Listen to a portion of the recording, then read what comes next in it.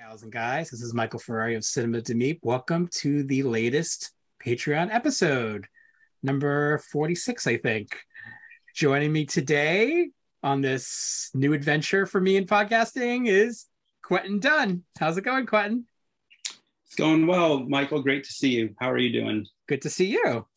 So this one makes this one a little bit different is we're talking in person via Zoom. So we can actually see each other, which is nice. Yes. Rather than just listen to each other, which is cool. Yeah. So you guys might be able to see us on this podcast. I couldn't give up an opportunity to see your handsome mug. So I'm just so glad I can see you. Well, thank you so much. Flattery will get you everywhere. I love that baseball paraphernalia in the background there. Yeah. My wife and I are big Dodgers fans. She even more so than me because she grew up here in Los Angeles. So she's a bleeds Dodger blue, as they say. And I became a convert after our relationship. Nice. And then I see DVDs on your right side. Yep, like you, I am a fellow lover of physical media, so I have my DVDs and Blu-rays right here. Gotta have them close by. You know, I'm broadcasting live from Meep's video. I'm in the heart of it right now. It's kind of odd right now because part of it was a guest room for the grandparents who were in town, and they left for a cruise recently, so I have Meep's video back to where it belongs with me in it. and I have to say, you're really rocking that Grease shirt with Michael Myers on it. I've not seen a shirt like that before. So thank you. This is Kinder Trauma. I don't know if I could pull up. You can see the whole thing, but Kinder Trauma. My pals created a shirt, so I had to get it. Of course. It was an iconic image from Grease, and of course we sadly lost Olivia Newton-John. But having it live on with Laurie Strode's face and Michael Myers is kind of pretty clever of them, considering Grease and Halloween were two very iconic movies that came out the same year, and certainly struck a chord with our generation and generations, of course, before us and since. And I just love what they do with it, and I wear it a lot. I had to wear it today. Grease is still the word. Halloween is also still the word. So I'm very, very excited that Halloween is coming up really soon. So my favorite time of the year, and I know you're a fan too. Oh, big time. Yeah, no, for us, Halloween, us being my wife and I, it's not just October 31st. It is October 1st. It is 31 days. We love each and every one of them. Love that. All right, so we're going to be talking about the urban legend movies today, or urban legends, if you will. And I know you're a big fan. You suggested we talk about these movies, and I was totally on board about that.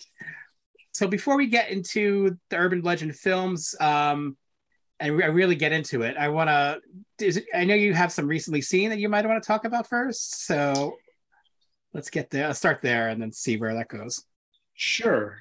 And I have to admit, unfortunately, I have not recently seen as much as I would like to have recently seen. I still really want to see Bodies. I've heard some good stuff about that.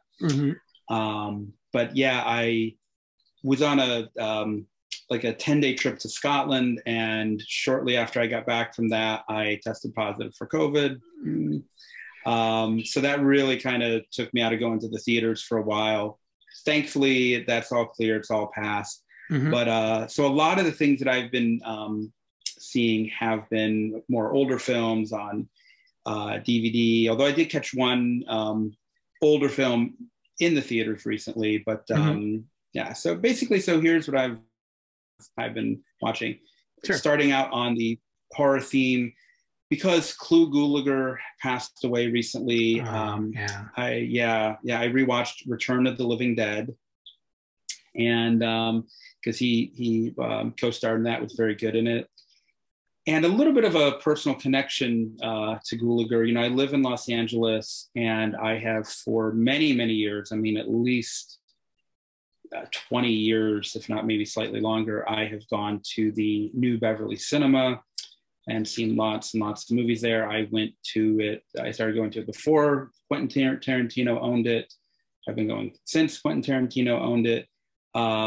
And Clu Gulager was a very big presence there. He had a reserved seat in the front row that was known as, Clu's seat. And, he was there so often and was really a part of the New Beverly family, was always very, very friendly and gracious to anyone who wanted to talk with him.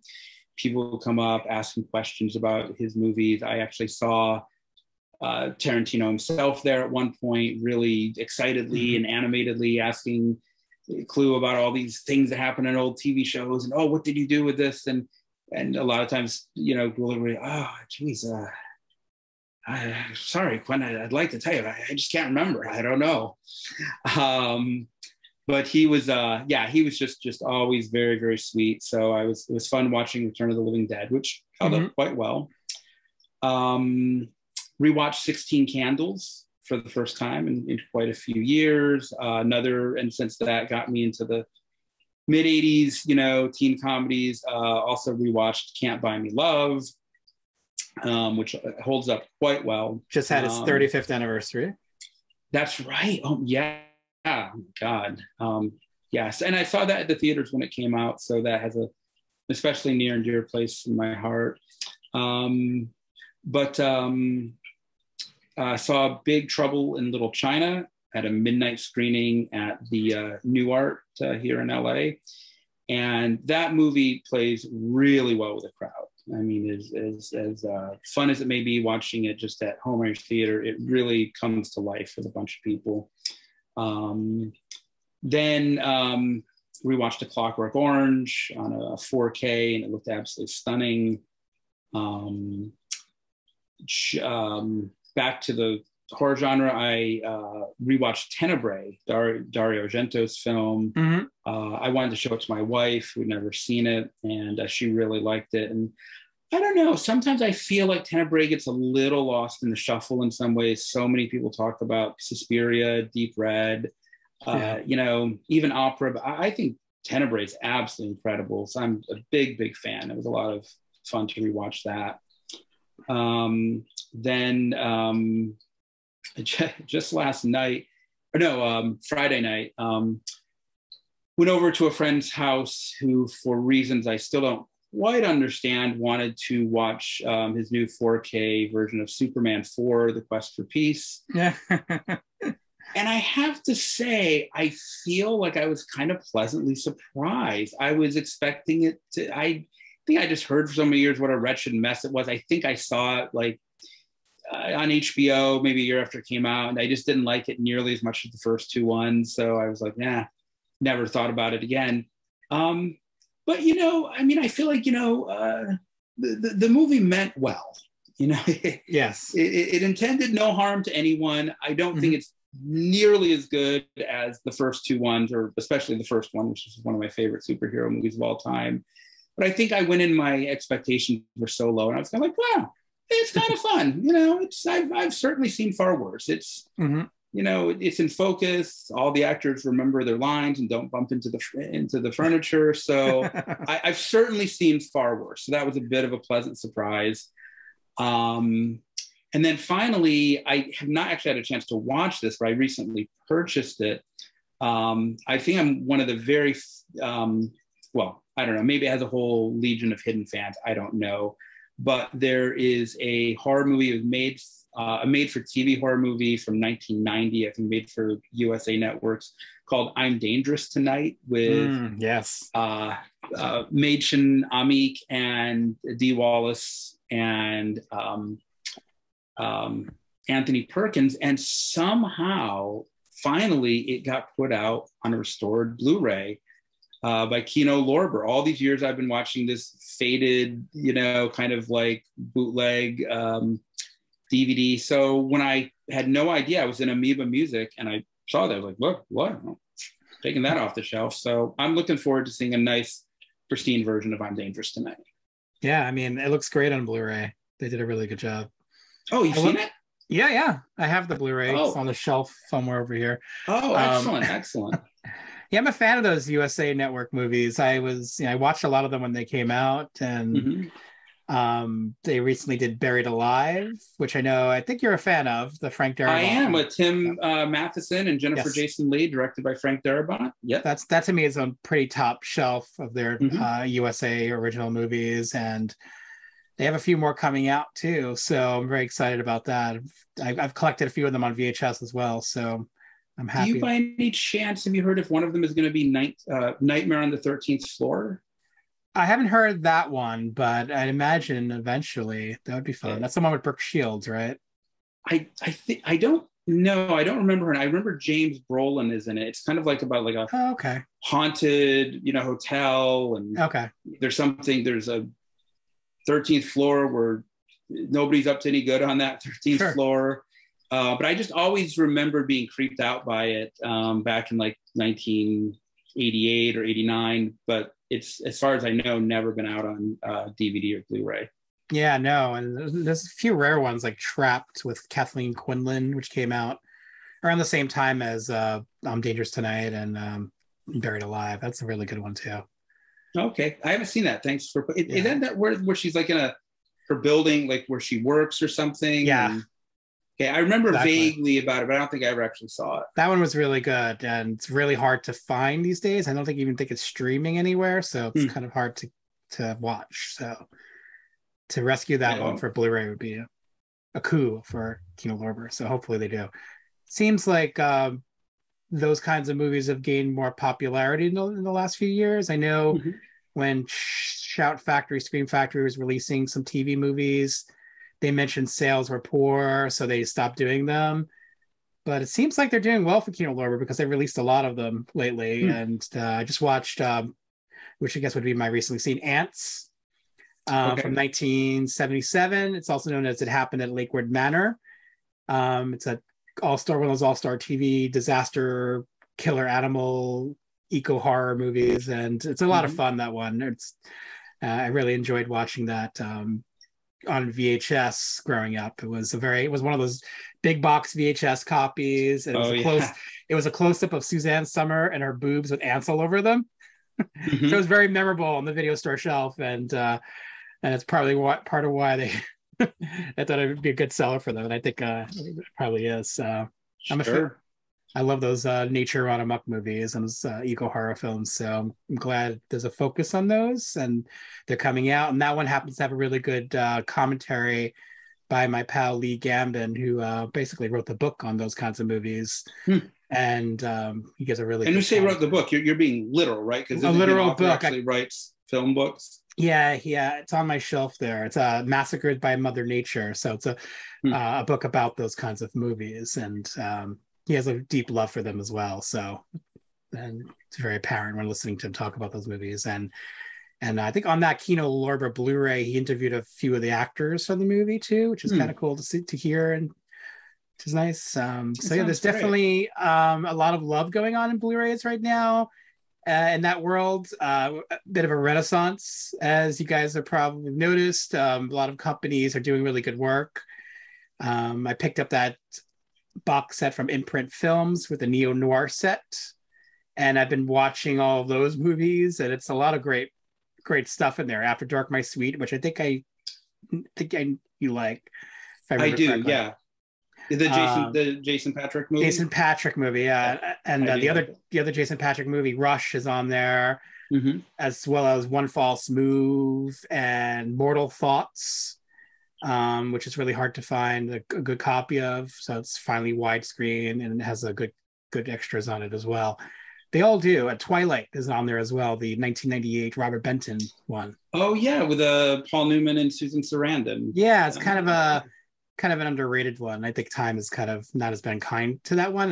So it fits nicely into this box set because it's more of a homage to older noir films, but also very much a late 90s movie too, which is kind of cool. Excellent. And what else have you been seeing recently? So I've been really busy watching a lot of those things, a lot of the catching up with Blu-ray releases. Took my daughter to see a couple of movies in the theater, like kids movies, like the DC Super Pets movie, which not my not the kind of movie I would normally go see, but there's some Mhm. fun voice actors in it, like Natasha Lyonne and a few others. And then I've been really just prepping a lot of podcasts. So I just released the Stephen King podcast, which was like almost 4 hours of talking about Stephen King movies, underrated Stephen King movies, because I know we've talked about Stephen King Yeah. on this podcast, but more of the upper tier, I would say, Stephen King films. And then I have a podcast that I'm working on fairly soon for 80s teen sex comedies. So I've been watching a lot of those. I'm not going to give away those titles. You can imagine what I'd pick. And then just like a lot of 92 movies. So still doing the 92 podcasts. I just watched today Death Becomes Her. I hadn't seen that in a while. What are your thoughts on that one? Because that one is interesting for me. I'll be honest. I don't know if I've ever seen Death Becomes Her. Which is strange because at that point in Robert Zemeckis' career, I really, really liked everything he was doing. Mm-hmm. It's been a little hit and miss since then. But I don't believe I've ever seen it. But I did see, and actually, I was reminded when we talked about 92 movies. There was another 92 movie that I rewatched that you who's your Jeffrey Berg, right? Mm-hmm. Yeah, that you guys covered, and I completely agreed with you, which is how well it holds up, which was Wayne's World.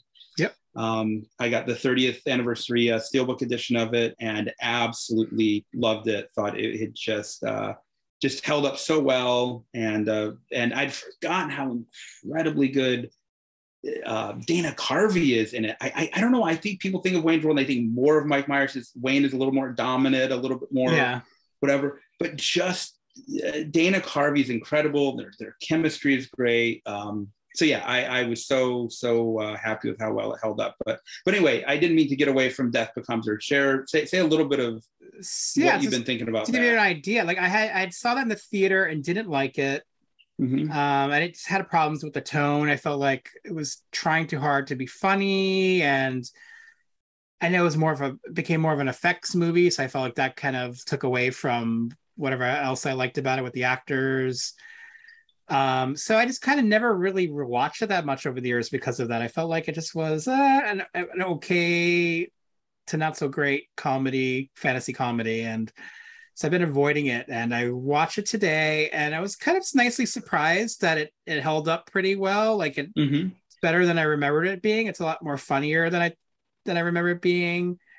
There's some elements that are not that great about it. I feel like one acting choice. I felt like Bruce Willis was maybe not the right person for that role. It was originally Kevin Kline, and I could totally see Kevin Kline playing that role really well. Oh yeah. I had no idea he was originally in line for that. And so yeah, they had Kevin Kline dropped out, and then Jeff Bridges wanted to be in the movie, but they rejected him and chose Bruce Willis instead. And I feel like Bruce Willis is trying too hard to be funny in it, and it's a little over the top. It's an over the top movie, a campy movie, and I understand that's why it has a new audience, and it's built up a really cult audience over these last 30 years, and I could totally see why. But I just felt like maybe an actor who was playing a little bit more down to earth, or I don't know, maybe with a more sly sense of humor instead of like kind of an over the top kind of thing. Sure. I felt that's what was needed there, and I think Kevin Kline would have been the perfect choice for that. But other than that grievance, I really had fun with it. I was counted as lesser Robert Zemeckis, but now it's like I enjoy that one. I pick up the Blu-ray. I just watched it on streaming or something. So I'm glad. And it's become a much more popular film these days. So which is interesting to see. And wasn't that put out by Scream Factory? Did they do a special edition of that? They did do a special edition of it, and I should probably pick that one up. Right. So, speaking of special editions, they're over my shoulder of the Urban Legend films. We're going to talk about them now. We'll play a trailer for the first one for you guys who are listening, and here it is. In the meantime, we're going to have you read off the back of the DVD box, Quentin, when you're ready. Okay, I'm ready. Great. When New England college student Natalie finds herself at the center of a series of sadistic murders seemingly inspired by urban legends, she resolves to find the truth about Pendleton's own legend, a 25-year-old story of a student massacre at the hands of an abnormal psych professor. As the fraternities prepare to celebrate the macabre anniversary, Natalie discovers that she is the focus of the crazed killer's intentions in the ultimate urban legend, the story of her own horrific murder. There you go. That's the box. So before we dive into the movie, do you remember the first time you saw the movie? I remember it quite well, actually. It was kind of under some unique circumstances. The movie came out in September of 1998. And I was in my senior year of college in New York City, back where I met you at Kim's Video. And I had just started my senior year, but I had also been undergoing a kind of prolonged and agonizing romantic relationship breakup that was just very, very painful and confusing. And it was somebody I'd known for a long time, and just kind of a difficult chapter in my life. And so I thought, sitting around just thinking about this is really not helping me out very much. I need to go out and see a movie. And I was like, oh, there's a new horror movie opening up, Urban Legend. And of course, this was before, well, it wasn't before the internet, but it was when the internet was still pretty young. And I was just as a full-time college student and working and everything, wasn't online a lot. So I didn't really know much about it. I think I'd seen maybe a commercial or two and had the vague ideas about people being killed based on urban legends. But otherwise, I went into it pretty cold. And I needed something to kind of lift my spirits, get my head off of things. And it did. And that's one of the reasons I remember it so well. How about you? Do you remember under the circumstances under which you first saw it?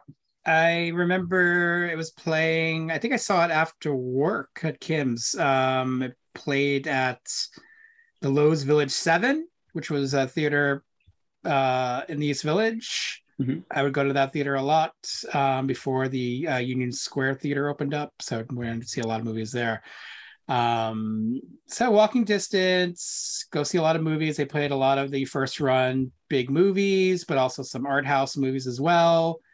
And yeah, I remember being excited for it because I was a big fan of Scream and the new slasher boom that was happening because of Scream. Of course, you had Scream 2 that in 97.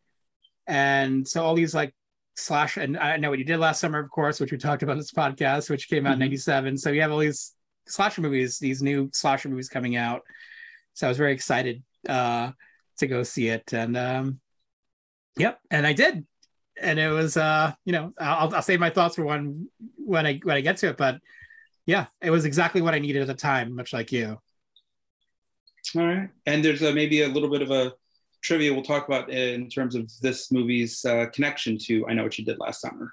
Sure. Yeah, there's definitely a connection. Yeah. So yeah, what do you think about what are your thoughts on the film? As we've talked about many times, I have always loved movies in general and horror movies in particular. I was very, very fortunate when I was growing up. My parents just gave me pretty free rein to see pretty much anything I wanted. They took me to the movies a lot. They took me to the drive-in a lot.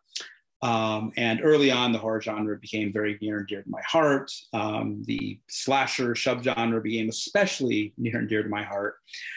So like you, I was very excited when Scream came out, and then I Know What You Did Last Summer seemed to, solidify the return of the genre. And as I mentioned earlier, it may sound strange to say that a movie about a bunch of teenagers being killed in gruesome, inventive ways inspired by urban legends, lifted my spirits, but it did, because it was such a movie with a capital M. It was so fun and so playful and witty. And there was, I had the feeling while watching it, this was made by people who really love the genre. It was not made by people just saying, well, this will earn us a quick buck at the box office and then we can move on to bigger and better things. Mm-hmm. There was a, many kind of affectionate and knowing winks to the genre. And even in terms of some of the casting that they had with casting Robert Englund as Professor William Wexler and casting Danielle Harris as Alicia Witt's goth roommate named Tosh, that it really, it just sort of clicked for me. We can talk more in depth about that moving forward. Mm-hmm. But I would say just to, in terms of getting started out here, that I walked out just feeling like I had had a really good time at the movies. And I knew that I was going to end up, seeing this movie again, which I have plenty of times. And yeah, it just, I would say in a really good way, it came through when I needed it. And so it has not only do I like it just in terms of its cinema, but I feel like it has a special place in my heart of how it, gave me what I needed when I really needed it. Yeah, I mean, that's kind of how I feel too. It really was a nice horror. I've gone up and down on horror over the years. I grew up with it, so it was very much ingrained in me, as you know, at a very young age. So I watched so many of them pretty early on, and of course in the theater, first run, and so it was to the point where I watched so many of them that I kind of retreated and watched other things, and because I wanted to expand my horizons mm-hmm. and enjoy all kinds of movies. And I'm still very much like that. I need to watch all kinds of things to get that movie fix. But at the time, not long before Scream came out, I was kind of maybe down, like that period where I was kind of down on horror. Maybe there wasn't as much good horror at the time.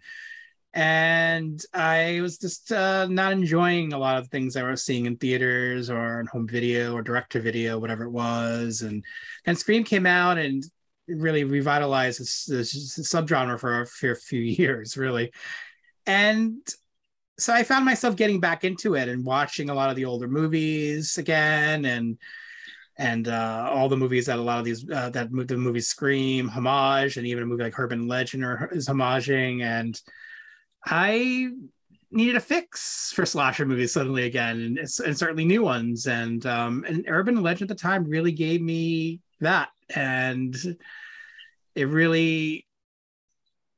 it's more than most of the other movies of that time period. And this is maybe going into like the early 2000s with the slasher boom, which kind of, you would say, ended with maybe another movie this director made, and at least on a mainstream level.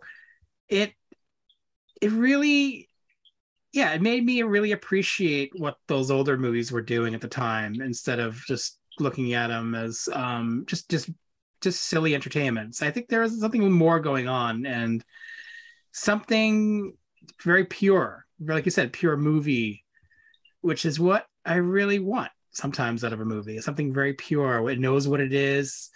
It really is having fun with what it is. It's entertaining the audience. It's taking them on a roller coaster ride. A good one will do that.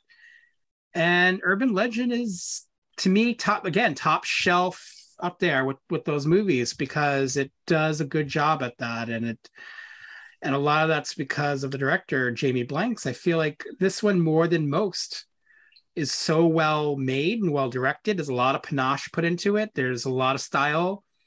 And it's not style for style's sake, which is fine, and I'm totally cool with. I do really like a filmmaker who just imbues a lot of style and prefers style.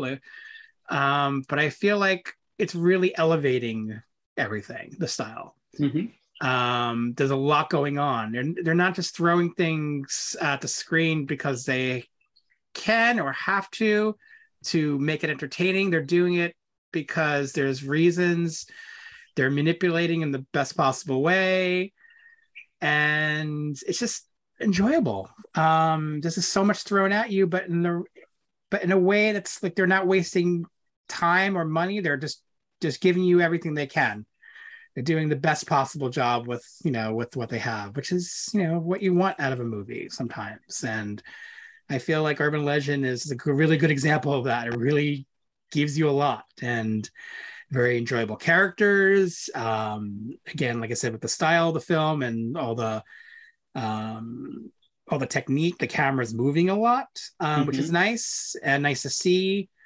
There's not a lot of laziness put into it, like some of the other movies, and maybe even some of the sequels to this franchise. It really is, they're really putting everything into it, and that goes down to like not just the director, but the actors are doing a good job. The score by Christopher Young, I think, is truly excellent, and that adds a lot to the movie, as a good score can do for a horror movie. And another thing that I guess isn't mentioned as much is the balance of the horror and the comedy is really good here. There's it's a horror movie through and through. It doesn't stop to be a joke fest ever, but there are jokes in it. And there's humor in it throughout the movie, and even in the dialogue, which is nice. But it never feels like it's weighing the movie down, or it's becoming parody or anything like that. This is a straight horror movie, but it has a sense of humor about itself, which is, you know, it has the right it's a very fine line too with these movies to do that, and it does a great job. Where like the first two Scream movies kind of had that, and then after that, kind of they would Scream 3, it became too much self parody. This one does the right amount, and I like that about it. And there's a lot more I could say, but going back to what you like about it, is there anything specific that jumps at you that? Yeah, and including a few of the things you just, I think, stated very well. But I will say, just backing up a bit, one of the wonderful things about being a horror movie fan is that you will come across these very cinematic movies, these very inventive and imaginative, movies, and old genres and subgenres are continually being reinvented. That's one of the wonderful things about being a horror movie fan. The horrible thing about being a horror movie fan is you will watch a lot of dreck. There is a lot of stuff out there that is just so lazy. And I've had the feeling at times that the people just making these films they're just completely coasting on the genre. Sure, yeah. Not a lot of real heart or soul involved. In fact, sometimes there's even a certain movie I can name that I won't. The filmmakers pretty much even said, yeah, we were just trying to make a buck. And I still love that particular movie anyway. So every now and again, a movie succeeds almost despite its filmmakers. But for the most part, it can be very disheartening just to have to wade through just a lot of awful nonsense and pointless sequels. And so one of the things, again, about Urban Legend was I felt there was a real sort of, it's not like personal in the same way that, say, when Martin Scorsese directs Raging Bull. It's not like a soul being bared on the screen. And yet there is nonetheless a tremendous amount of heart put into it. Sure, yeah. I really had the feeling that this movie was made by people who, and first and foremost, I would say Jamie Blanks and Sylvia Porta, who wrote the screenplay, that they really cared about this genre, and it was not just something they were exploiting as a fast ticket into Hollywood. Yeah. And so because they really cared, there was also a certain investment in the filmmaking technique. There was something that was it was very well directed. There was a certain zip and a sort of pop to the filmmaking, even very early on, from that shot of the overhead shot of just the rain falling down, and Christopher Young's excellent musical score. I'm so glad you brought that up. Starts. And so, yeah, I would say that was a big, big thing. And the opening scene, I think, is excellent. And, I'm sure a lot of people watching this have already seen the movie. But so for the handful of you who haven't, may want to put this on pause or, fast forward through it for a bit. But Natasha Gregson Wagner is driving in her car and it's raining. And I think this is so inspired. She is singing along to the Bonnie Tyler song, Total Eclipse of the Heart. And what's even a little endearing is she's not singing along to it incredibly well, and not at all. Yeah, but that actually, I thought there was a certain truth to that. I mean, most of us when we're driving in the car, nobody would ever want to hear us singing along to our songs. And so by doing that, it established, I thought, a certain sense of emotional honesty and even an affection for the character, because even though she's not singing along to it well, that's okay. She's just free and just kind of, enjoying herself and in the moment. And it's played, very affectionately. And then, she, of course, pulls off to a gas station, for various reasons, the gas station attendant is unable to effectively and properly warn her that there is indeed this old urban legend. There's someone hiding in the backseat of her car. So she ends up taking off and still singing the song. And by the way, it's great because he keeps saying, turn around. And she never turns around until it's too late. Said killer in backseat decapitates her with an axe. Now, so I think this is a fantastic opening to the film. But what is really fantastic about it is, as other people have pointed out, she's driving like 45, 50 miles per hour and somebody from the back seat swings an axe so hard it decapitates her. And, how does the killer get out of the guy? Why did the car just wreck and go? Okay, these are all valid questions and concerns, and yet none of them matter to me. Right. Because, as I said, it is such a movie with a capital M, and it is having so much fun with itself that I feel like there's certain movies I watch, and if there's certain logical inconsistencies or implausibilities or just even improbabilities, if the overall movie is not working and I feel like the filmmaker hasn't really grabbed me, those things really stick out like a sore thumb. Yeah, sure. When the movie really works and it knows what it's doing and it has the confidence and the courage of its convictions and it's having fun, I can go right along with it. So, and again, it's such a great opening and it's such a good urban legend. Again, I think the movie existed as slightly heightened reality. It's not an urban story, So yeah, I just think right from the beginning, it announces itself with a certain amount of bravado and playfulness and wit that carries throughout the film. I'm curious, what did you think of that opening scene or other scenes in general in the film you want to discuss? I thought it was really clever because it sets up an actress who you think is going to be kind of a bigger part of the movie as a villain, as a victim.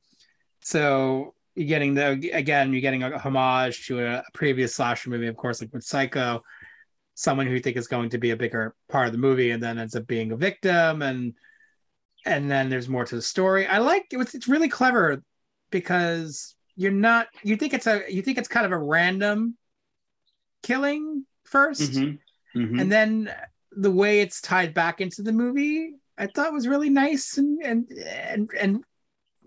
even though it gets pretty ridiculous by the end of the movie, it still kind of makes sense. Everything to me kind of makes sense in the movie, even like the plot holes and inconsistencies, because of where it goes. I mean, I'll get to the ending later, but I feel like, I could see why this killer does what they do, and where they take it, and because that kind of makes sense to me. Yeah, well, maybe I'm just crazy though that it makes sense to me. No. It doesn't. No, I think you're putting your finger on something, which is that there is a reason why the character Michelle Mancini, played by Natasha Gregson Wagner, there is a reason why she is killed first, which you don't really understand, of course, until having seen the film. Yeah. Whereas in, say, Scream. It's an incredible opening. Love that opening 10 to 12 minutes with Drew Barrymore. It's fantastic. Grabs you right by the throat. And yet, conceivably, any other character could have been that character. There's no specific reason why she dies first. And to be fair to Scream, which I love, there doesn't have to be. But in this one, there is a symmetry between who is killed first and who is supposed to be killed last, or who is attempted to be killed last. And so I do think there is a certain level of thoughtfulness to the screenplay. Absolutely. And maybe, unlike, say, one of the other in the Urban Legend series we'll talk about, the seeds, it's maybe, I don't know, I think maybe 45 or so, 40 to 45 minutes or so into it, Alicia Witt has a conversation, or Alicia Witt's character has a conversation with Rebecca Gayhart's character, in which she talks about some stuff. We realize even before that, maybe 20 or so minutes before that, that Alicia Witt knew Michelle Mancini / Natasha Gregson Wagner, because they went to the same high school together. So it's actually a little bit layered in, as opposed to what happens in one of the sequels and in a bunch of other horror movies where, boom, just in the last 10 minutes, the character or the killer reveals everything, spills out everything, all the details. Whereas this, it's layered in a little bit more and gradually revealed. So I thought they handled that very well. Yeah, I mean, thoughtful is a good word for this movie. Even it's not something you would immediately associate Urban Legend with thoughtful, but it is. I mean, there's some really smart things going on in it that it doesn't hit you over the head with. It's kind of subtle, actually, which is nice. Because the ending isn't subtle, which is great too in its own way. So it has a lot of layers, which is nice. It doesn't, and I would even say, at the risk of being accused of heresy, I even think there's also one other. There's another parallel between this and Scream that I actually think Urban Legend handles a little bit better. And that is, there's a similar character, at least to my mind, others may feel differently, but I think the character of Stu in Scream, played by Matthew Lillard, and the character of Parker in this one, played by Michael Rosenbaum. Now, I know there are differences. Stu is one of the killers. Parker is not. But even before, we know that Parker is not the killer, he kind of has a little bit of that same, the jokey, smirky, kind of obnoxious. Yeah. Yeah. But, and I'm sorry, this is no knock on Matthew Lillard, but the last time I watched Scream, at a certain point, I was like, oh, wow. I mean, he's really turning up the volume here. It's like in Spinal Tap, or this is Spinal Tap, where the guy's like, oh, but most speakers only go to 10, but here, how can you get any louder? Well, these go to 11. These speakers go to 11. I felt like, yeah, wow. Matthew Lillard was very enthusiastic in his performance. And again, it may have worked for that film. Again, Lillard's very talented. It's no knock on him. But I felt that Michael Rosenbaum played that same kind of character, but with a little bit more groundedness and just a little bit more subtlety. And in particular, I feel there's a real moment of emotional truth when he gets the call from the killer telling him, alluding to the urban legend about the dog being placed in the microwave. And I'll just say that when he opens the microwave, I genuinely get a real sense, leading up to and opening the microwave, of real horror. I mean, real sorrow and distress, that he genuinely cares about this, and I know you and I have talked a little bit, and the folks on the Hysteria Continues podcast have talked a little bit about how one of the biggest problems with horror movies now is so many of the characters, especially the younger, teenage characters or early 20s characters, are just so almost despicable. They're like all like aspiring date rapists, and and for the most part, like I really liked the characters in Urban Legend. Even, they're far from saintly, but there's a sense of wit and self-awareness about their characters. I think with Joshua Jackson and the way he plays, Damon Brooks. oh, you know, my girlfriend, she died of a syndrome. Yeah, he would be the date rapey one in the movie, but yeah. he would. He would. But even he, at a certain point, clearly, but he's a much more well-mannered would-be date rapist than most of them. Yes. And I will just say on this note too, like, I really think Alicia Witt is a very appealing final girl. I agree with you. Her. I've heard negative things about her, her performance in the movie. I don't see it. I think she's not the usual choice for these kinds of movies, which I liked. Mm-hmm. There's a groundedness to her. I think she feels like a college kid. She doesn't feel like a glamorous actress being put into college setting, which is nice. I feel like she gives it a reality. She gives the movie a groundedness, where some of the actors, like you have a Jared Leto in the movie, who's like, conventionally good looking kind of type, and you have other actors in the movie who are maybe a little bit more like the Hollywood types. And I feel like even though she's a very attractive person, I feel like she gives the movie a bit more of a grounded quality to it, which the movie needs because of all the bonkers things that happen, especially in the second half of the movie. So yeah, I like that about it. I think that's very well stated. And again, I don't know if, well, I didn't know this actually when I first saw the film, but I've that in real life, Alicia Witt is incredibly intelligent. She graduated from high school very early, and very, very gifted, pianist. Yep. And I think there's a certain intelligence in her character, a certain curiosity. She's, and so I think, and that does ground, it's not a show-offy intelligence, but it's also not the kind of thing where I'm so often watching her, we go, wait, why are you doing that? Well, no, this is a terrible idea. Stop. Right. Yeah, and of course, in speaking of these, appealing performances, I have to ask. Please share your thoughts on what you think about Miss Rebecca Gayhart's performance. I think it's a wonderful performance because, when seeing this movie for the first time, I had no idea who the killer was, and you had your guesses, and it's not telegraphed like in some movies do. It makes total sense by the end of the movie. Mm-hmm. But it's her performance in the movie is like it's the right amount of playful and playing the good friend for most of it, and then where it goes towards the end, I'm like, that's when the movie can really let go and go over the top. Like you mentioned how some performances, like say the Matthew Lillard character, who's right from the beginning, he's pretty over the top. Her character is, for the most part, a pretty normal character, the best friend character. And by the third act of the movie, she's going over the top. But that's where it's totally like, that's where you're like, okay, this is where that needs to kick in at this point, because it's earned the right for that to happen. Yeah, exactly.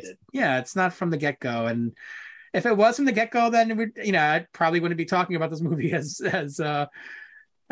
favorably as we are. I feel like it really gives this movie another level, that performance, which is nice. I mean, I think I looked at the cast of the movie, and pretty much everyone. I've liked everyone in this movie. Even the Tara Reid playing, which kind of a ridiculous character, but at the same time likable. Yeah. She plays like a college sex, like a radio show sex therapist. I don't even, not even exactly description. Not even quite sure what her role is, but it's kind of fun, and it gives it gives that vibe. And then you have Danielle Harris playing a very angry gothy roommate, which is fun to have in a movie. And like you mentioned, oh my God, I'm blanking on his name now. Michael Rosenbaum, who I really like in some movies, especially Sorority Boys, which is to me a totally underrated cult movie. He's really funny in that movie, and probably the best thing about it. And I think he's good here as playing that jerky character that you often see in these movies, the college frat guy.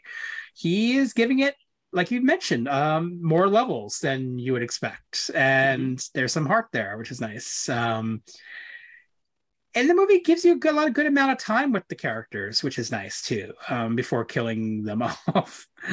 I feel like, yeah, the Joshua Jackson character's killed off probably pretty early on, and he's the one that's maybe the most morally dubious. So he gets killed off pretty early. And then past that, you get to know the other characters, and you like them all, and then they die, which is good and bad thing. But I think this movie is playful about all of those deaths, and I like that Robert Englund's in this movie. If anything, the down to this movie, maybe it needed more Robert Englund, because like you have Robert Englund in the movie, you should probably even use him even more. But he only has a couple of brief scenes. But yeah, and I like all the supporting character, like the character actors in the movie, like the headmaster of the school, John Neville, and he's very familiar face with those who watch the X-Files, of course, and like and anyone who watches films that are shot in Canada, which one this was, you'll recognize him. You'll recognize the creepy janitor character. That actor, he always shows up in Canadian things, and I think he was on the X-Files, of course. I like him a lot. I'm blanking on his name at the moment. I think it's I think I wrote it down too, but anyway, I like him a lot. He's cool. And Julian Richings. I like Loretta Devine. I think she's a really fun character, and gives the movie a much needed kind of, even though it's a character who's kind of a bit ultimately maybe could have been handled like someone who's more useful. I think she's often, it's kind of odd that the school would only rely on her to be the security presence, never really calling the police. I mean, the movie has its reasons for not doing that, but it's kind of, but it's still fun that she's homaging Pam Grier with Coffee, and she's having a lot of fun with that. And yeah, she's having fun, and I feel the filmmakers are having fun. And as a result, when I was in the audience, seeing it in the theater, I was having fun. Yeah. Some horror movies, especially lately, are just not fun. They're just, or it's fun and scary, or fun and suspenseful. But there's some horror movies that can, I don't know, that just lately, but I feel like it's never a good sign where I feel like a horror movie is just trying to, repulse me, or just it's so grim from beginning to end. Yes. Like I said, there was a real zip and a pop to this, but not at the expense of some good, eerie, unsettling scenes. Sure. And with Rebecca Gayhart's performance, I'm in complete agreement with you. Again, I think as much as I love Scream, and I have it sitting on my shelf right here, one of the things is I kind of feel like there's not a whole lot of difference between Matthew Lillard before and after you find out he's the killer, in terms of his performance. In fairness to, oh God, why am I blanking on who played Billy Loomis? Skeet Ulrich. Skeet Ulrich, yeah. Yeah. Okay, there. I feel there's a shift, but one of the things that I really like about what they did with Rebecca Gayhart's character was at the end really letting her run amok, and she committed to it. I mean, she did not try to play it halfway when she reveals herself. In fact, that whole scene they didn't play halfway. I mean, I know that like some people have said, "Oh, what? She's out in the middle of the abandoned building that nobody's ever been into for the last, it's been shut down for the 5 years, and yet there's working electricity with the slideshow."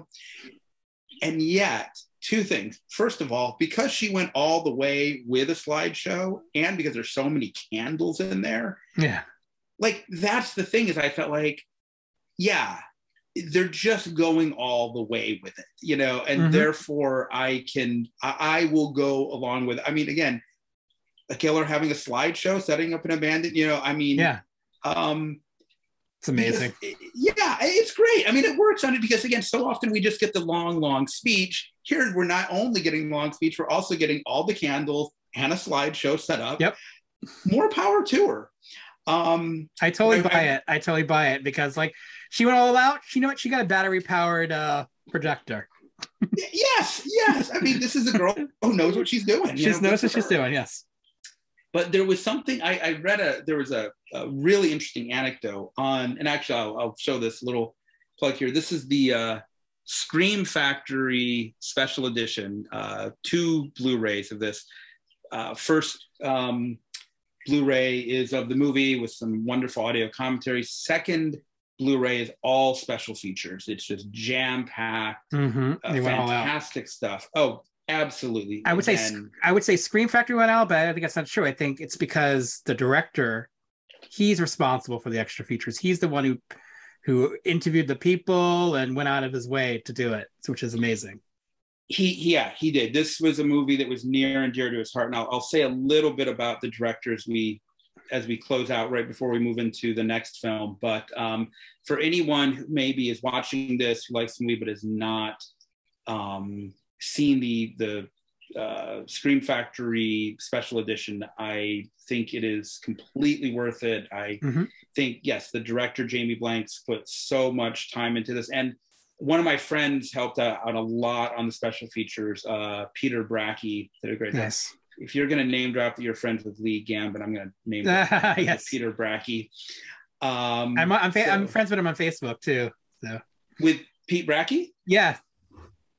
All right, I'm going to come up with something to one up you on that then. Well, I'm friends with Lee Gambit on Facebook too.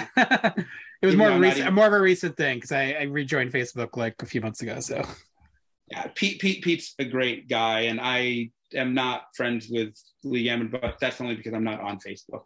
But no, Pete's a wonderful guy, and but one of the many interesting anecdotes when they talk about the making of this was that Rebecca Gayheart was cast. She really wanted to do this role. She really, fought hard for it.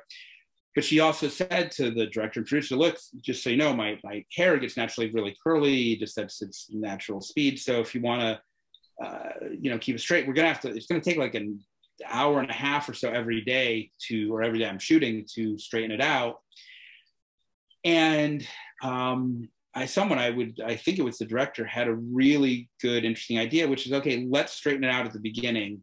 But as her character progresses, as the film goes on, it's going to get a little bit more out, so that when the climactic, reveal happens and she reveals that she's been killing people and everybody, it was deliberately out all over the place. Love it. And again, we talk about the thoughtfulness put in to kind of give a character's hair its own arc. I think it's great. It's a hair journey for sure. It is. Just 2 other things to say about the kind of the making of this. The director of photography or maybe it was one of the producers, they actually ended 3 days early. They wrapped 3 days ahead of time. It's amazing. That almost never happens. No, and for a 26-year-old, as Jamie Blanks was, directing his first feature film to end 3 days early. So then they were able to go back and just get a lot of other shots and do some things that just added a little bit to the fluidity and flow of the film. I think that's, terrific. And again, says a lot about Blanks's, directorial skill. And the other thing I really like hearing, because I hear the opposite story so often. I hear so many stories about, including with Scream, by the way, that like they want to film at some locations, but then the proprietors, the community, the town council, the city council, whatever it is, no, we don't want to be associated with a horror movie. It'll ruin our reputation, or people won't want to stay at this hotel or whatever. But where they filmed at the University of Toronto, the university was very enthusiastic about welcoming them on for their famous location. They call it Pendleton University. And I love the fact that the University of Toronto was like, great, yes, we welcome you with open arms. And again, I think that maybe contributes once again to the overall good vibes of the film. Yeah, I think I remember reading some. One of the parts of the campus was the same campus as Killer Party, which is another fun college campus slasher movie Yeah. from the Yeah, 80s. I've heard that as well. They might have talked about that on the Hysteria Oh, Continues. cool. Yeah. I don't have a lot of trivia. I'll get into like the box office and stuff soon, but I did read about the writer Sylvia Horta, who unfortunately committed suicide a couple of years ago, which is really sad to hear Very about sad. that. I didn't know that until doing research on the movie. I think it's a really good script, and Yeah. it's pretty cracking. Let's see what else I got. Maybe before I get into box office stuff, do you have a favorite kill in the movie? Since we're talking slashers.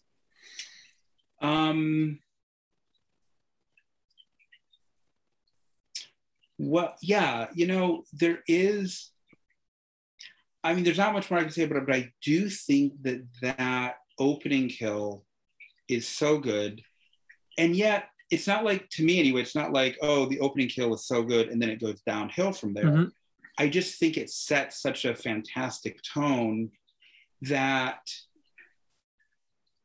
So I would say that is my overall favorite kill, but I will say there's another moment that I truly love in the movie, which is after Tara Reid gets killed, because that whole chase scene is great. I mean, it's handled so well, and I have a good sense of the spatial dynamics of where she is. Sometimes where there's chase scenes, I seem to be, running, and it just seems like the architecture is made up for whatever needs to happen.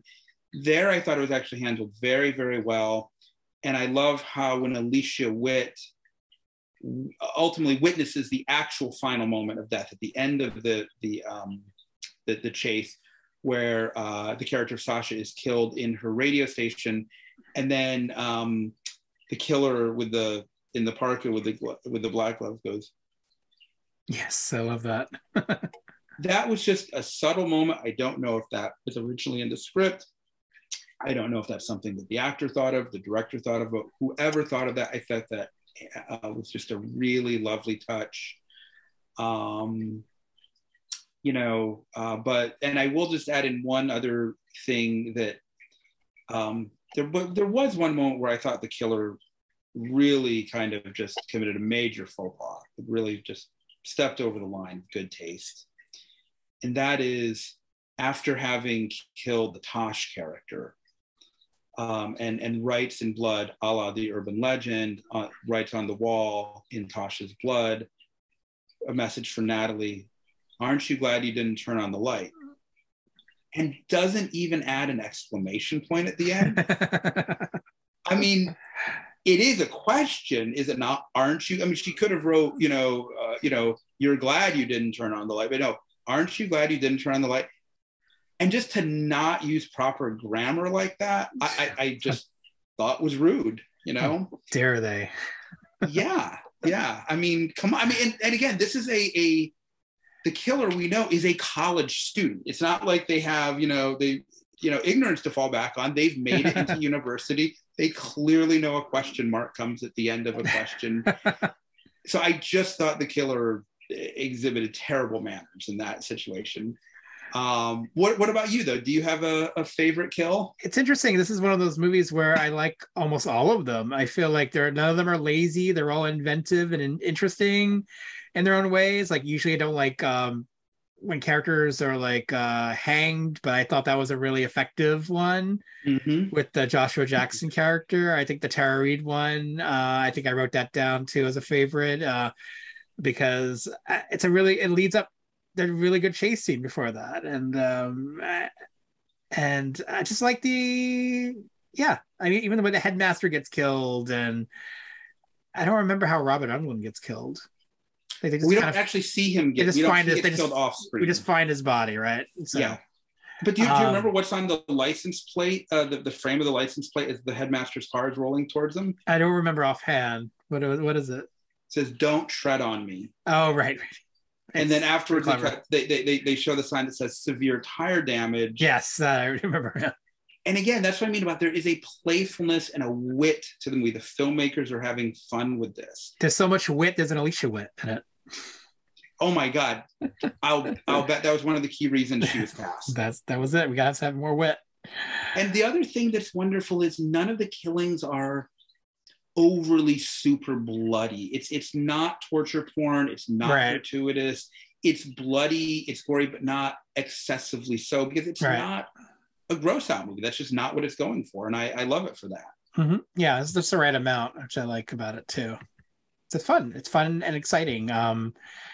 Let's see what I got for. I'll give you box office information, and you can, if you have any more trivia, we can give that. It was released through TriStar Phoenix Pictures on September 25th, 1998. Made a worldwide box office of $72.5 million on a $14 million budget, which is a nice, healthy amount. Of course, that's why we have a sequel. It opened number 3 that week. Number 2 opened that week was Ronin, which the John Frankenheimer movie, which is a lot of fun. Rush Hour was number 1. I think it was continuing its popular run. And then Monument Avenue was the only other new movie that week. It opened at number 13. Also playing that in theaters in New York City at that time. Pecker, Clay Pigeons, A Soldier's Daughter Never Cries, 54. Permanent Record, Lolita, One True Thing, Phoenix, Without Limits, There's Something About Mary, Simon Birch, Dirty Laundry, Rounders, Blade, The Last Big Thing, The Slums of Beverly Hills, Smoke Signals, Air Bud, Golden Receiver, Unmade Bed, Summer in the City, Thief, Touch of Evil, had a big re-release, Next Stop Wonderland, Shodrock, Your Friends and Neighbors, Pie, The Eel, The Brandon Tina Story, The Governess, The Opposite of Sex, Firelight, One True Thing, Dance With Me, The Negotiator, Why Do Fools Fall in Love, Knock Off, Snake Eyes, and How Stellar Got Our Groove Back. I have a very strong memory of going to see a lot of those movies in 98. I guess I went to the movies a lot. We talked about 98 movies too on the podcast. We did, and some of those movies made our top 10 list of that year. Urban Legend made mine, as did Smoke Signals, which was mentioned there, and There's Something About Mary. And yeah, that was a fun episode we did. Yeah, it was a fun year. Anything else you want to add for Urban Legend? Just a little bit here, which is that I earlier this year I had the good fortune to be able to send an email to Jamie Blanks, courtesy of a mutual friend, in which I just really expressed to him just what a difficult time I was going through in my life when I first saw that movie, and how that really helped get me past that bump, and how much fun I've had watching it in the years since. And I talked a lot about the things that I've mentioned here, just how I thought it was a very heartfelt film, a very thoughtful film, a very fun film. And as a lover of the subgenre, I thought it really delivered the goods and then some. And two things. First of all, I got a very, very gracious response from him. He really wrote back just a very generous and very kind email, which I really appreciated. And then subsequently, I asked him about something, because at the very end of the movie, there's a simple dedication that says, "For Ben." And I thought he was probably the one who had made that dedication, but I wasn't quite sure. So I was curious to ask about that very simple, poignant dedication. And so I reached out. And he told me that it was indeed his dedication, and that it was for his friend, Ben Bork. I hope I'm pronouncing that correctly. Ben, Bourke, who was his closest friend in high school. And he and Jamie met in 1984 and really just clicked, and Ben acted in a lot of movies, the short films that Blanks was making at the time. And he just described him as a really terrific guy, and just always so helpful for his films, willing to do whatever was needed. And that sadly though, at one point. Ben came from a family of pilots, and so he was flying with his father, and his father did nothing wrong, but there was another airplane that was flying that made a tragic mistake, and it clipped the wing of the small plane, and sadly Ben died. And ultimately, Blanks was on his 21st birthday was actually a pallbearer at Ben's funeral. So it sounds like it was a really lovely friendship, and that he and as I said, the Ben was just a really kind soul who was very supportive of Jamie's filmmaking efforts. And so he promised Ben's parents and older brother that if he ever made a movie, he would dedicate it to Ben. And he did. Through in a big Hollywood movie. Wow. A big Hollywood movie that became a big hit, and that we're talking about 24 years after its initial release. So yeah, it sounds like Ben was just it sounds like that was a very special friendship, and he did follow through on his promise. I think there's something that was a really beautiful tribute to his good friend. Real stand-up person, and yeah, that's great. I love that about him. Yeah. All right, so that was Urban Legend. Let's get into our next one. I'll play the TV spot or trailer for those who want to listen to it. And then I'll come in reading off the box. Okay, here we go. The making of a horror movie takes on a terrifying reality for students at the most prestigious film school in the country in Urban Legend's Final Cut. The suspenseful follow-up to the smash hit Urban Legend. At Alpine University, someone is determined to win the Best Film Award at any cost, even if it means eliminating the competition. No one is safe and everyone is a suspect. Urban Legend's Final Cut is an edge-of-your-seat thriller that will keep you guessing until the shocking climax. Starring Jennifer Morrison of Stir of Echoes, Matthew Davis of Tigerland, Joseph Lawrence of TV's Blossom, Anthony Anderson of Me, Myself, and Irene, and Hart Bachner of Die Hard, and Loretta Devine from the original Urban Legend. Okay, so yeah, that was the Columbia Pictures Phoenix release DVD of this movie. And I have to say, by the way, you read the DVD box plot summary with a lot more gusto and a lot more flair than what I read mine. You're clearly, this is why you're the one doing this all the time, because you committed to that in a way that yes, my own effort pales in comparison. It's because I love this movie so much. Oh, that's it. Oh, okay, yeah, okay. But I love Urban Legend so much. So by rights, I still should have come through. Okay, so I saw this in the theater. I saw this at the Village East Theater. So also in the East Village, but on 2nd Avenue and 12th Street. I really like that theater. Played on the big main screen. It's a nice theater, a big, huge screen with a really ornate ceiling. If you remember that theater, I know you've been there quite a few times. I was ready for the sequel, even though it was 2 years later. I think the Scream movies are pumping them out probably at the same speed or a similar speed. Like it was 96 and then 97, so then 98 and then 2000. You got almost to the day, September 22nd, 2000. So 2 years. So I was excited because I was such a big fan of Scream 1. Urban Legend. Not Scream, Urban Legend. So I'm ready for another one. I guess I knew it was about a film school situation. So continuing the educational theme of the first movie, kids in film school. And at an Alpine University, I guess that was called. I don't really remember watching the movie. And yes, so it unfolded, and I'm trying to remember what I thought of it initially. I just remember feeling like it felt at the time like it was routine, unlike the first movie, which felt more special. This one was a little more going through the motions, setting up its characters who are kind of a bit bland, or I couldn't decipher a lot of them at the initial viewing. And the lead was fine, but nothing that interesting.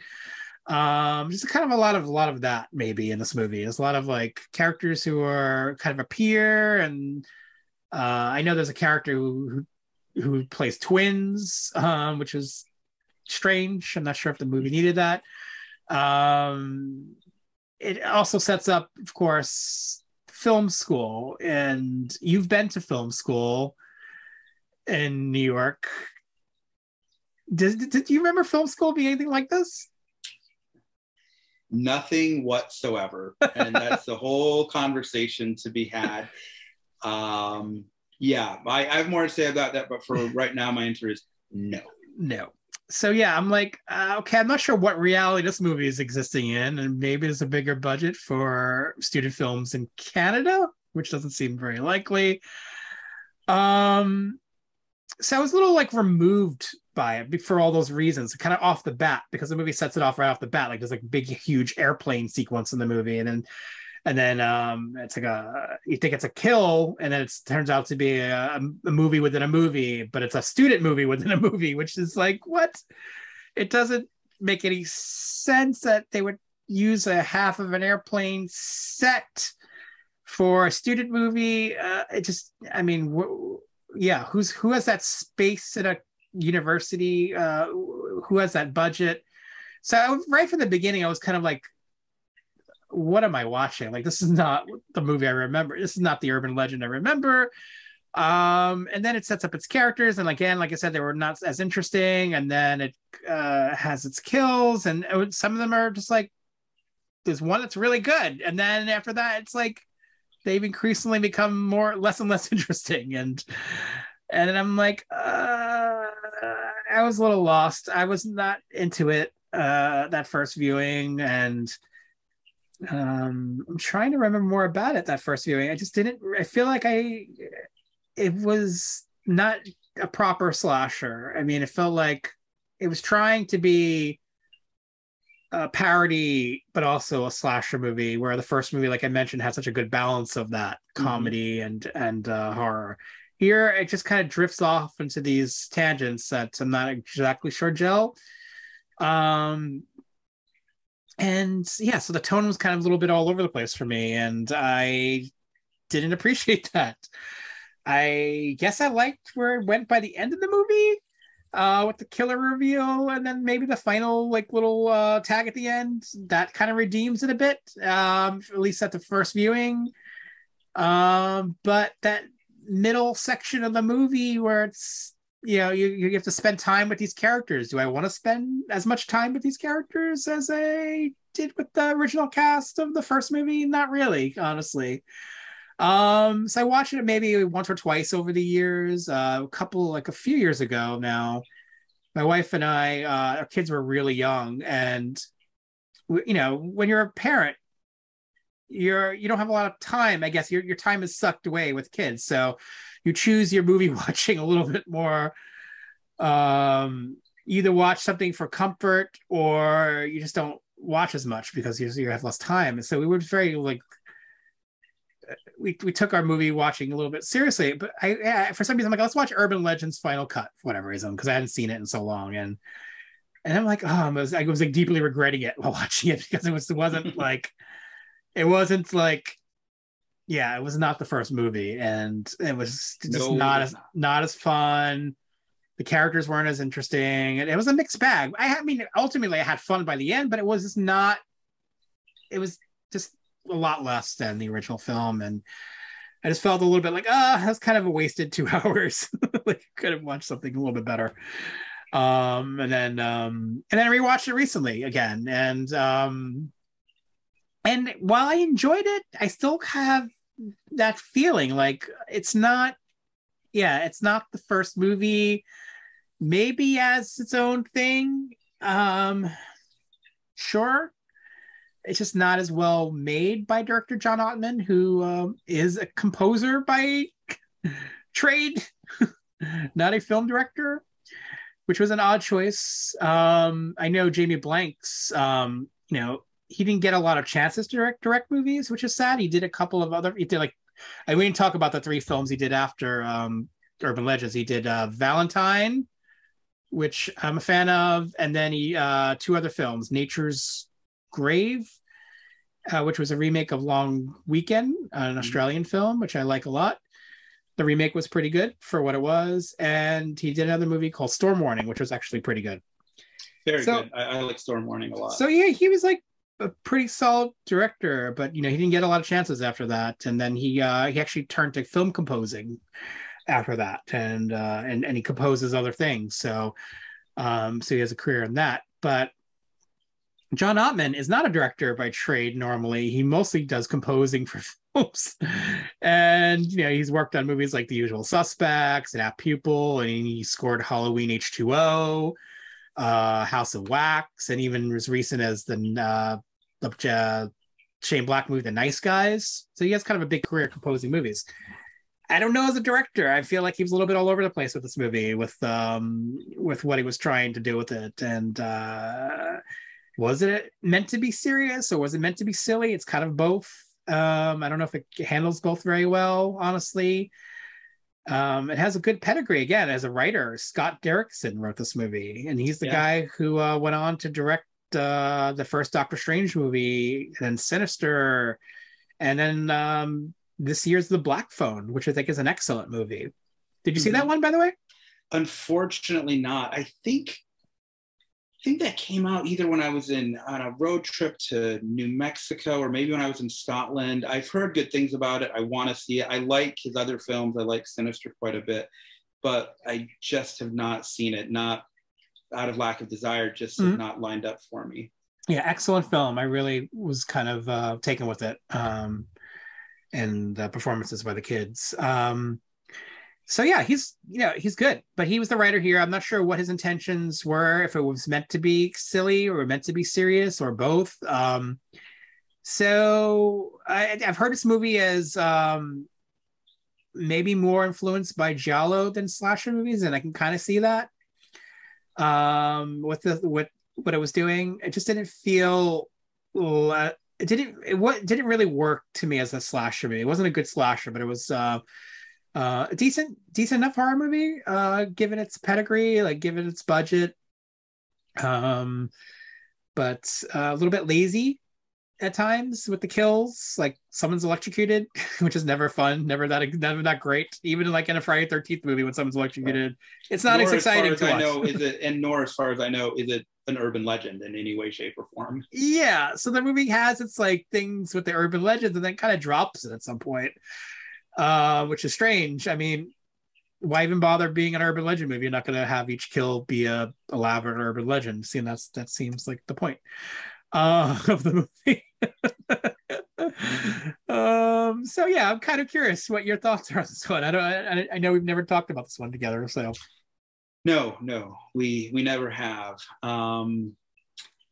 Well, I saw this. I did not see it in the theaters. I saw it shortly after it came out on DVD, and I remember being excited to go to the video store and get it, just because I love video stores and still belong, to one to this day. But yeah, I was excited to watch it. And then after I watched it, I was not all that excited to talk about it. I rewatched it again in preparation for this. And look, I know how hard it is to make a movie. I mean, it's really hard to make just any movie. So I'm sure people, worked very hard on this and had the best of intentions with it. And there are some good things in it. It's not like, I don't know. Let me put it this way. I rented this again from, a video store. I can tell you when I returned it, I did not demand my money back. I don't think the movie meant any harm to anybody, but it just did not have the flair or the style or the, even I would say, sincerity of the first one. Right. It's interesting that you mentioned about John Ottman being a composer, but he's also a film editor. He also he edited a lot of big movies. I think he's worked a lot with Bryan Singer, both an editor and a composer, and as well as edited other films. And Jamie Blanks is also a composer and editor. And I feel like the thing about the first Urban Legend is, given his, his experience, even though he didn't formally score or edit the first film, there's a sense of rhythm to it. And he just had a sense of pacing and how the movie should move and how scenes should unfold. I kind of felt like Urban Legends was just a little lackluster in the filmmaking department. It was competently filmed. I mean, the movie was in focus. The actors remember their lines and didn't bump into the furniture or anything, but it was just sort of, I don't know. I thought, like you did, you talk about how incredibly elaborate and expensive this Alpine University is, which just obviously has unlimited resources for their students. And the improbabilities and insane coincidence, all this stuff. And again, I said earlier that if a movie's having some gaps in logic or plot holes or whatever, and if I'm carried along with it emotionally, if it's working on an emotional cinematic level, I can forgive a lot. Sure. That did not happen this time around. I kept thinking, why is this? But you know what? Here's the thing. Let me be generous and let me say that because there were things I liked about the film. I mean, although it's funny because when it had been so long since I'd watched it, I couldn't remember a lot about it. And when Jennifer Morrison was first on screen, I was like, wait, is that Julia Stiles? Was Julia Stiles in the scene? So, like, I like the killer's mask. I like the fencing mask. Kind of reminded me a little bit, I don't know if this was intentional or not, it reminded me a little bit of the mask the killer wears in Blood and Black Lace. Mm-hmm. I thought there was a well done, I think the final girl's named Amy, or the Jennifer Morrison character's name is Amy. I thought there was a well done close up of her eyes when she's locked in the closet at the end and finding all of her dead friends. I really liked the Rebecca Gayheart cameo at the end. I thought that was very well done. Mm-hmm. And then closing out with the Alfred Hitchcock Presents theme music. So there was stuff I definitely liked about this movie. Yeah. But at the same time, I just thought it lacked the warmth of the original and the playfulness of the original and the, as we said, thoughtfulness of the original. And when I said that even if I was going to be generous, very generous, and I could imagine that this school just had so many unlimited funds, all of their, the Big Shot alumni just have poured gobs and gobs and gobs and gobs and gobs of money into the school so that they can have cranes for their cameras and incredibly elaborate sets, and where they go to score their their room, and it looks like they're composed a score for their movies, and it looks like an orchestra in there. I could conceive of all of that, but here's what I cannot conceive of. They say that this, if somebody the best film of the year wins the Hitchcock Award, and as they quote, pretty much anybody who wins it is guaranteed to get a 3-picture deal in Hollywood. I mean, wow. A 3-picture deal. Apparently, right out of film school. I don't know, apparently these Hitchcock Award winners sneeze at a 2-picture deal. And then added to that, the killer's motivation. Again, spoilers to follow, folks. But the killer turns out to be I don't know if he's the dean of the school or just a teacher there, but played by Hart Bochner. By the way, it's telling that the DVD description that you read said Hart Bochner of Die Hard, not Hart Bochner of Terror Train. Come on, people. And again, yeah. I feel like the director might have seen Hart Bochner. Oh yeah, that's the guy from Terror Train. Or I'm sorry, that's the guy from Die Hard. He was good in Die Hard. I'll have their right. And having no clue that he was maybe the key villain in Terror Train. But anyway, and again, John Ottman has won several Academy Awards. I don't want to be taken, but these are no, I'm not taking swipes at him, but he seems to be doing just fine in life.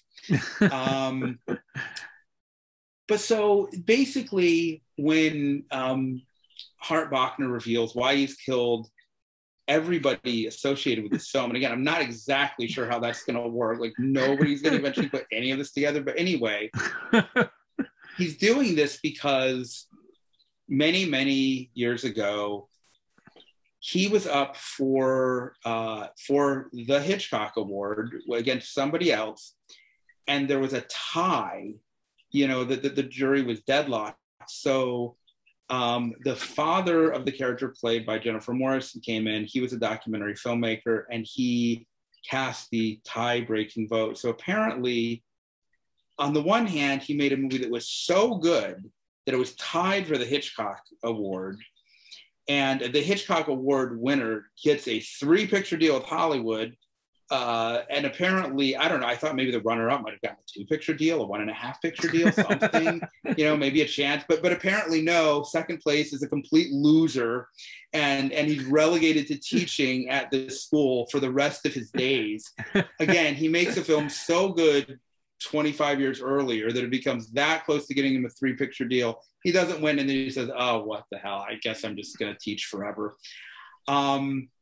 So now he plans to take this film and pass it off as a known, but nobody in Hollywood is going to know that he would have been the Hitchcock winner, like, because it just, and the thing of it is, again, if the film is working as a whole, I would have easily forgiven this. I would have just gone right along with the movie, but somehow Hart Bochner's heart just never really seemed in it. I think, honestly, that's why so few of the killings were actually based on urban legends. The very first one was, but it was almost like at a part, I could almost imagine like that the Hart Bochner character, not even just the screenwriter, but the character that he plays, at a certain point he goes, it's really too much trouble to just kill all these people, bro. Yeah. Let me just throw somebody against, up against the, electric, let him really electrocute. Somebody beat somebody to death with a camera. As my wife watched it with me, and she said, that afterwards, she said, the thing is, it's silly, but not fun. Right. Yeah. Could be more fun. Yeah. Yeah.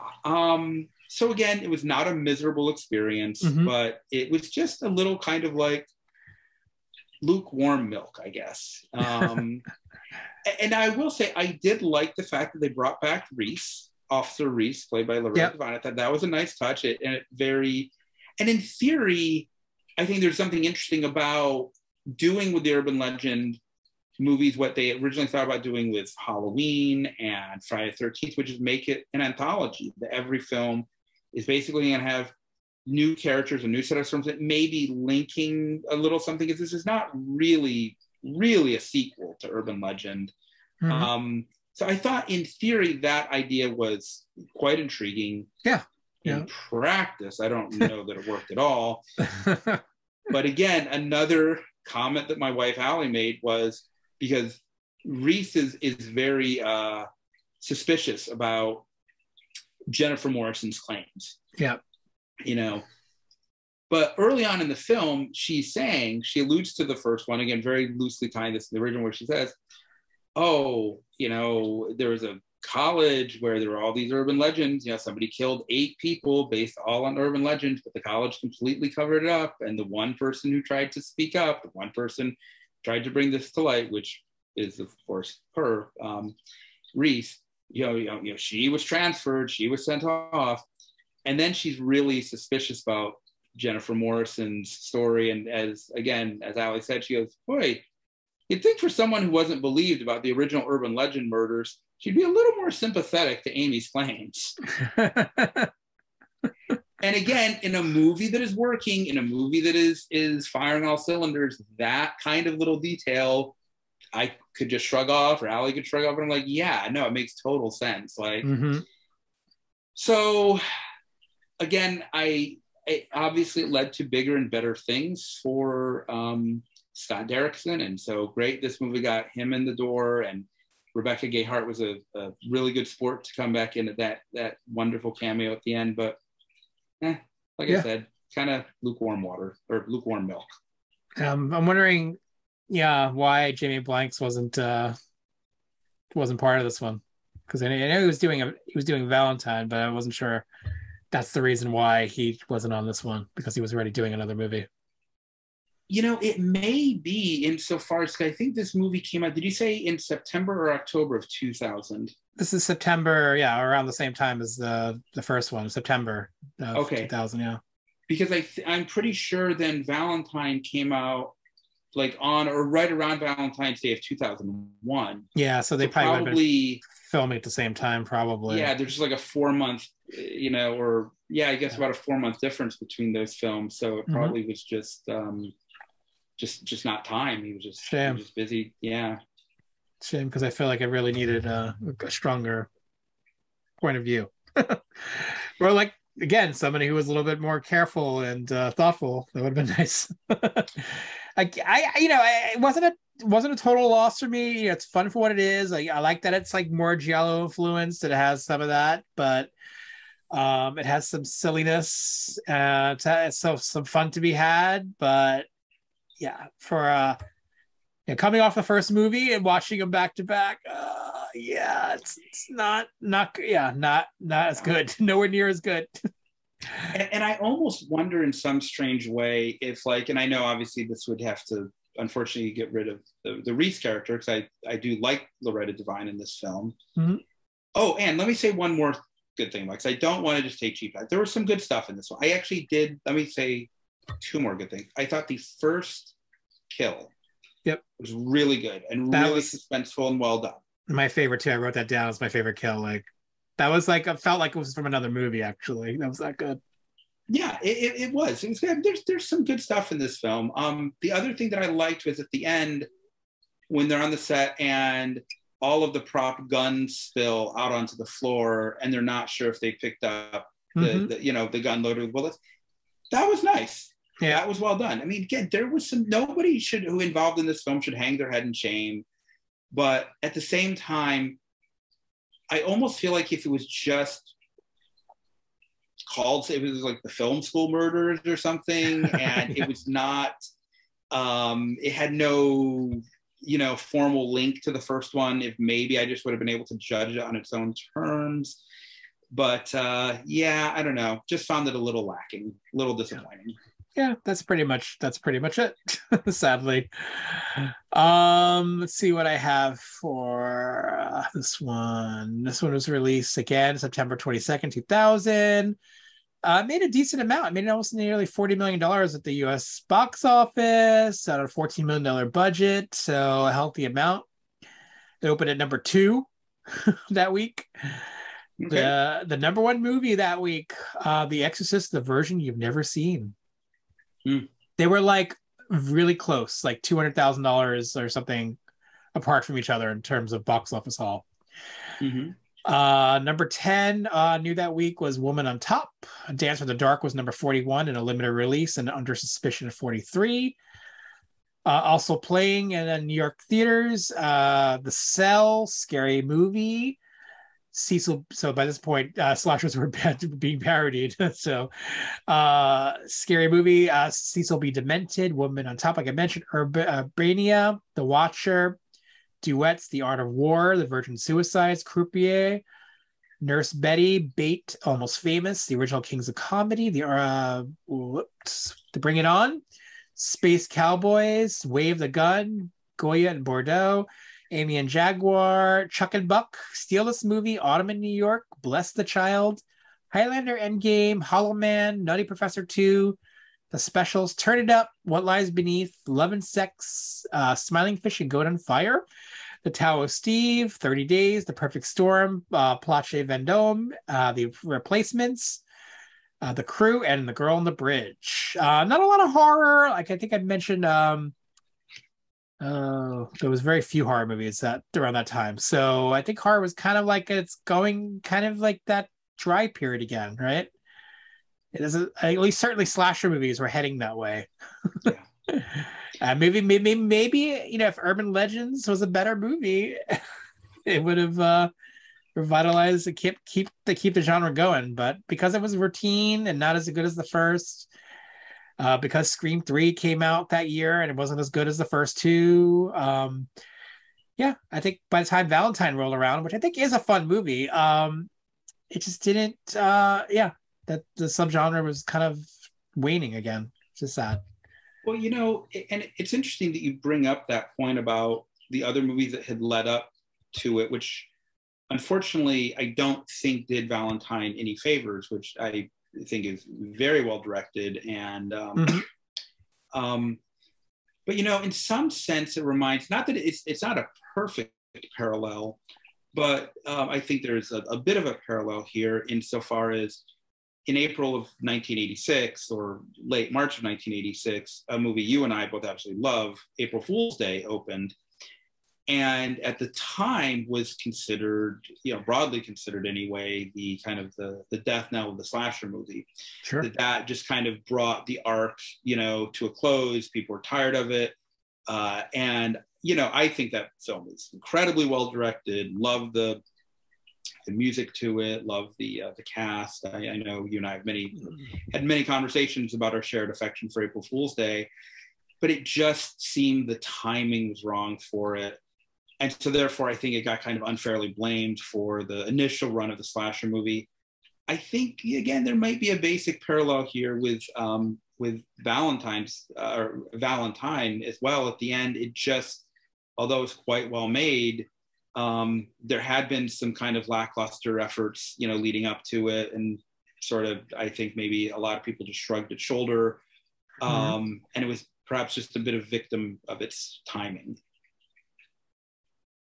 Yeah, I mean, I totally agree. I feel like if Valentine had been released in 97 or even 98, I feel like it would have been a movie discussed more and more. I mean, Valentine got a nice Blu-ray too from Screen Factory, but time has been a little bit kinder to it than it was when it initially was received. I felt like by the time it came out in 2001, it was too late and people were over it. And but if it had it released 3 years earlier, it would have been a bigger hit and more beloved. Yeah, I certainly enjoy it a lot. So, and I think it's a movie that I like even more now than I even did then. So, which is nice. Yeah, I know some of my good friends are big fans of it and love the cherub mask, which I think is a really underrated mask in the annals of slasher history. I agree. I was really hoping that Urban Legends would be like, I Still Know What You Did Last Summer for me. When I rewatched that, I had so much fun rewatching that one, and I had like a 180 on it.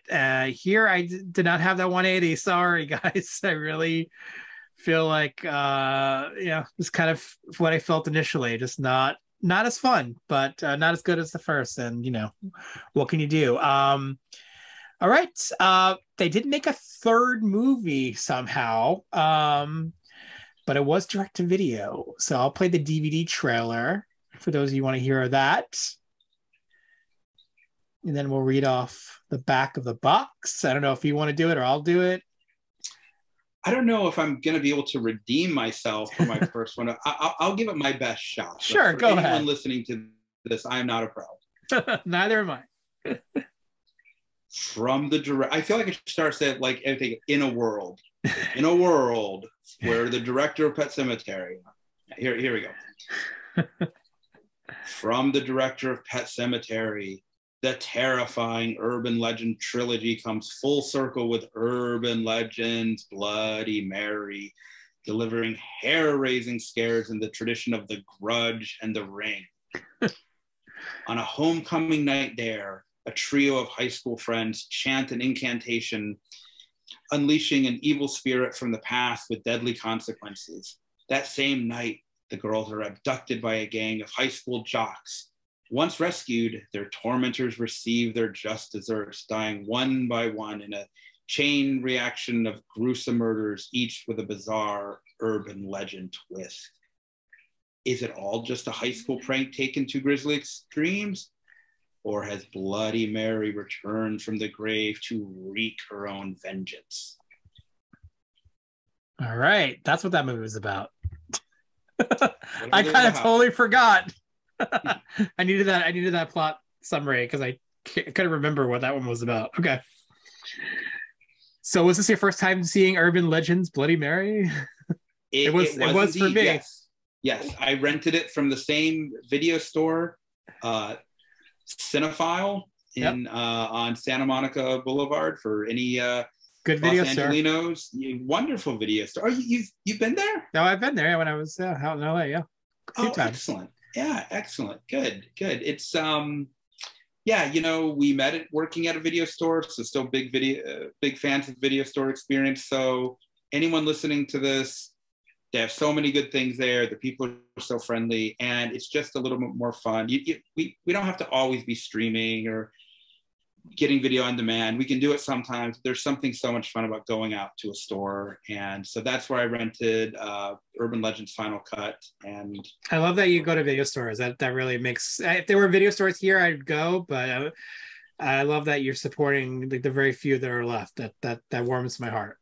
Oh. It's not just the Scotch doing it. It's really your love for the video store experience. Thank you. I appreciate it. And I will say, no kidding aside, it also warms my heart to go there because I'm a regular. I know the people there. I know the manager, the clerks. They ask me what I thought about things. They'll recommend things. We'll talk about what we've recently seen. We'll talk about the movie that's playing on the television in the store. So there is still real juice left to the video store experience. I love that. I always have a good time when I go there. I love that. Yeah. So let's keep talking about video stores. That's another movie. Yes.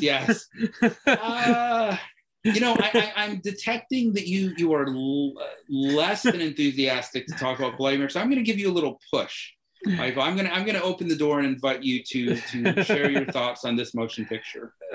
Like I said, I had a hard time remembering what it was about. All I remember while watching this movie is like, okay, it's urban legend, but then it's a supernatural movie. It's a ghosty movie. And I was like, okay, I guess that's a different twist on this genre of this series. Okay for that. And while watching it, I watched it with my wife, and we kind of like those movies, like those ghosty movies. I'm a big fan of the James Wan ones, and the last 20 years, there are not a lot of good ones, but there have been some good ones over the years. So I'm not opposed to them like some people are. I guess that's a subgenre that not everyone is going to appeal to, like ghosts who have some score to settle kind of movies, like say a Stir of Echoes, for example, which Jennifer Morrison was in, of Urban Legends Final Cut. It's similar. It's a very similar movie to Stir of Echoes, actually. That's what I remember while watching it. It's just not particularly memorable. It feels really low budget. So that's kind of taken away from the first two movies. It was filmed somewhere weird, I want to say Ohio or Colorado, which, I guess the first two movies were filmed in Canada, but they had a sheen to them, that felt very studio sheen, like clearly a budget put into them. This one felt like really low budget, probably $1 million or less. I don't know. It felt pretty low, and I was kind of curious because Mary Lambert directed it. Okay, I really like, some of her work. I like her music videos, of course. I do enjoy Pet Sematary, the original, as much as I've talked about the remake in the recent podcast, and I'm a fan of that one. I think she's a really good director and really capable, and has a point of view and adds a style to what she does. I feel like this was definitely a job for her. Maybe at a time when she needed a job, because it doesn't feel like there's a lot of energy or a lot of enough of a point of view put into it. I feel like it is kind of like what it is. It does feel like a direct-to-video movie. It just doesn't. Yeah, I don't know. It's very forgettable, honestly. And the lead actress was decent, actually. She was actually pretty good. She's been in other things since this movie. She's gone on to like a pretty good career in Hollywood. I think I wrote down her name.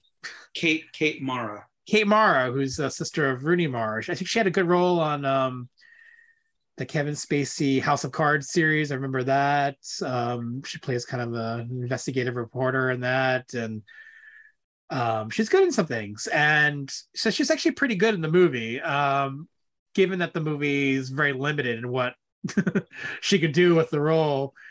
I liked her. I just think the movie was just overall forgettable and, not bad, but maybe for what it is, okay. Like for a cheap rental, why not? But given that the first two movies were like big budget Hollywood movies, I don't know why they even bothered with the third one and calling it that. It could have been anything, right? It didn't even feel like it was really an urban legend movie. Honestly, there were some urban legends, and of course in it, but like the second movie, it kind of doesn't really, it doesn't really pay off on that as much. And ultimately, it is really feels like a Star Echoes movie by the end of the movie, like a Stephen King kind of thing. Which is okay. It just wasn't quite, what I wanted it to be. Like, but I guess so. Yeah. Oh no, go ahead. There's a reason why I've been putting off watching it since it came out in 2005. Like I know it's gonna be, what it is, right. And that's what it is. I am just curious though. Did you by any chance? Because I agree with you said it barely feels like it's part of the urban legend universe, and why not just call it Bloody Mary? But did you catch the very brief and subtle link to the original in it? I feel like there was, and I remembered it while watching it, but now because of the whole experience of watching it was a little forgettable, that I'm like, I don't. To tell us, please. At one point, a character in the movie is looking through, is doing some research, or is looking through some old newspapers. Oh yeah, there's a good amount of sleuthing, in this one, yeah. Yeah, there's a lot, which I know you and I both like. We're both fans of sleuthing in movies, and there is a like a newspaper that says something about like massacre at Pendleton University. So there is a brief acknowledgement of the first movie. And it's almost like kind of a nice little Easter egg. It's almost like an insert too, where they could have added that after the. It's entirely possible. Yes, it is entirely. You know what? If the glasses half full, which I want to give the benefit of the doubt, glasses half full, it's an Easter egg. Glasses half empty. It was an after the fact insert. Yeah. Yeah. Anything more? Any more overall? I mean, on the film? Honestly, I don't have a lot to say. I like that it, it was what it was. It delivered on what it promised. It didn't have any. I don't think it had any high aspirations. I think unlike the second movie where you really think you think you're getting a good slasher movie and it doesn't deliver on that. This one is a kind of, I guess it starts off slasher and it becomes clearly apparent it's more of a ghosty movie, a supernatural movie.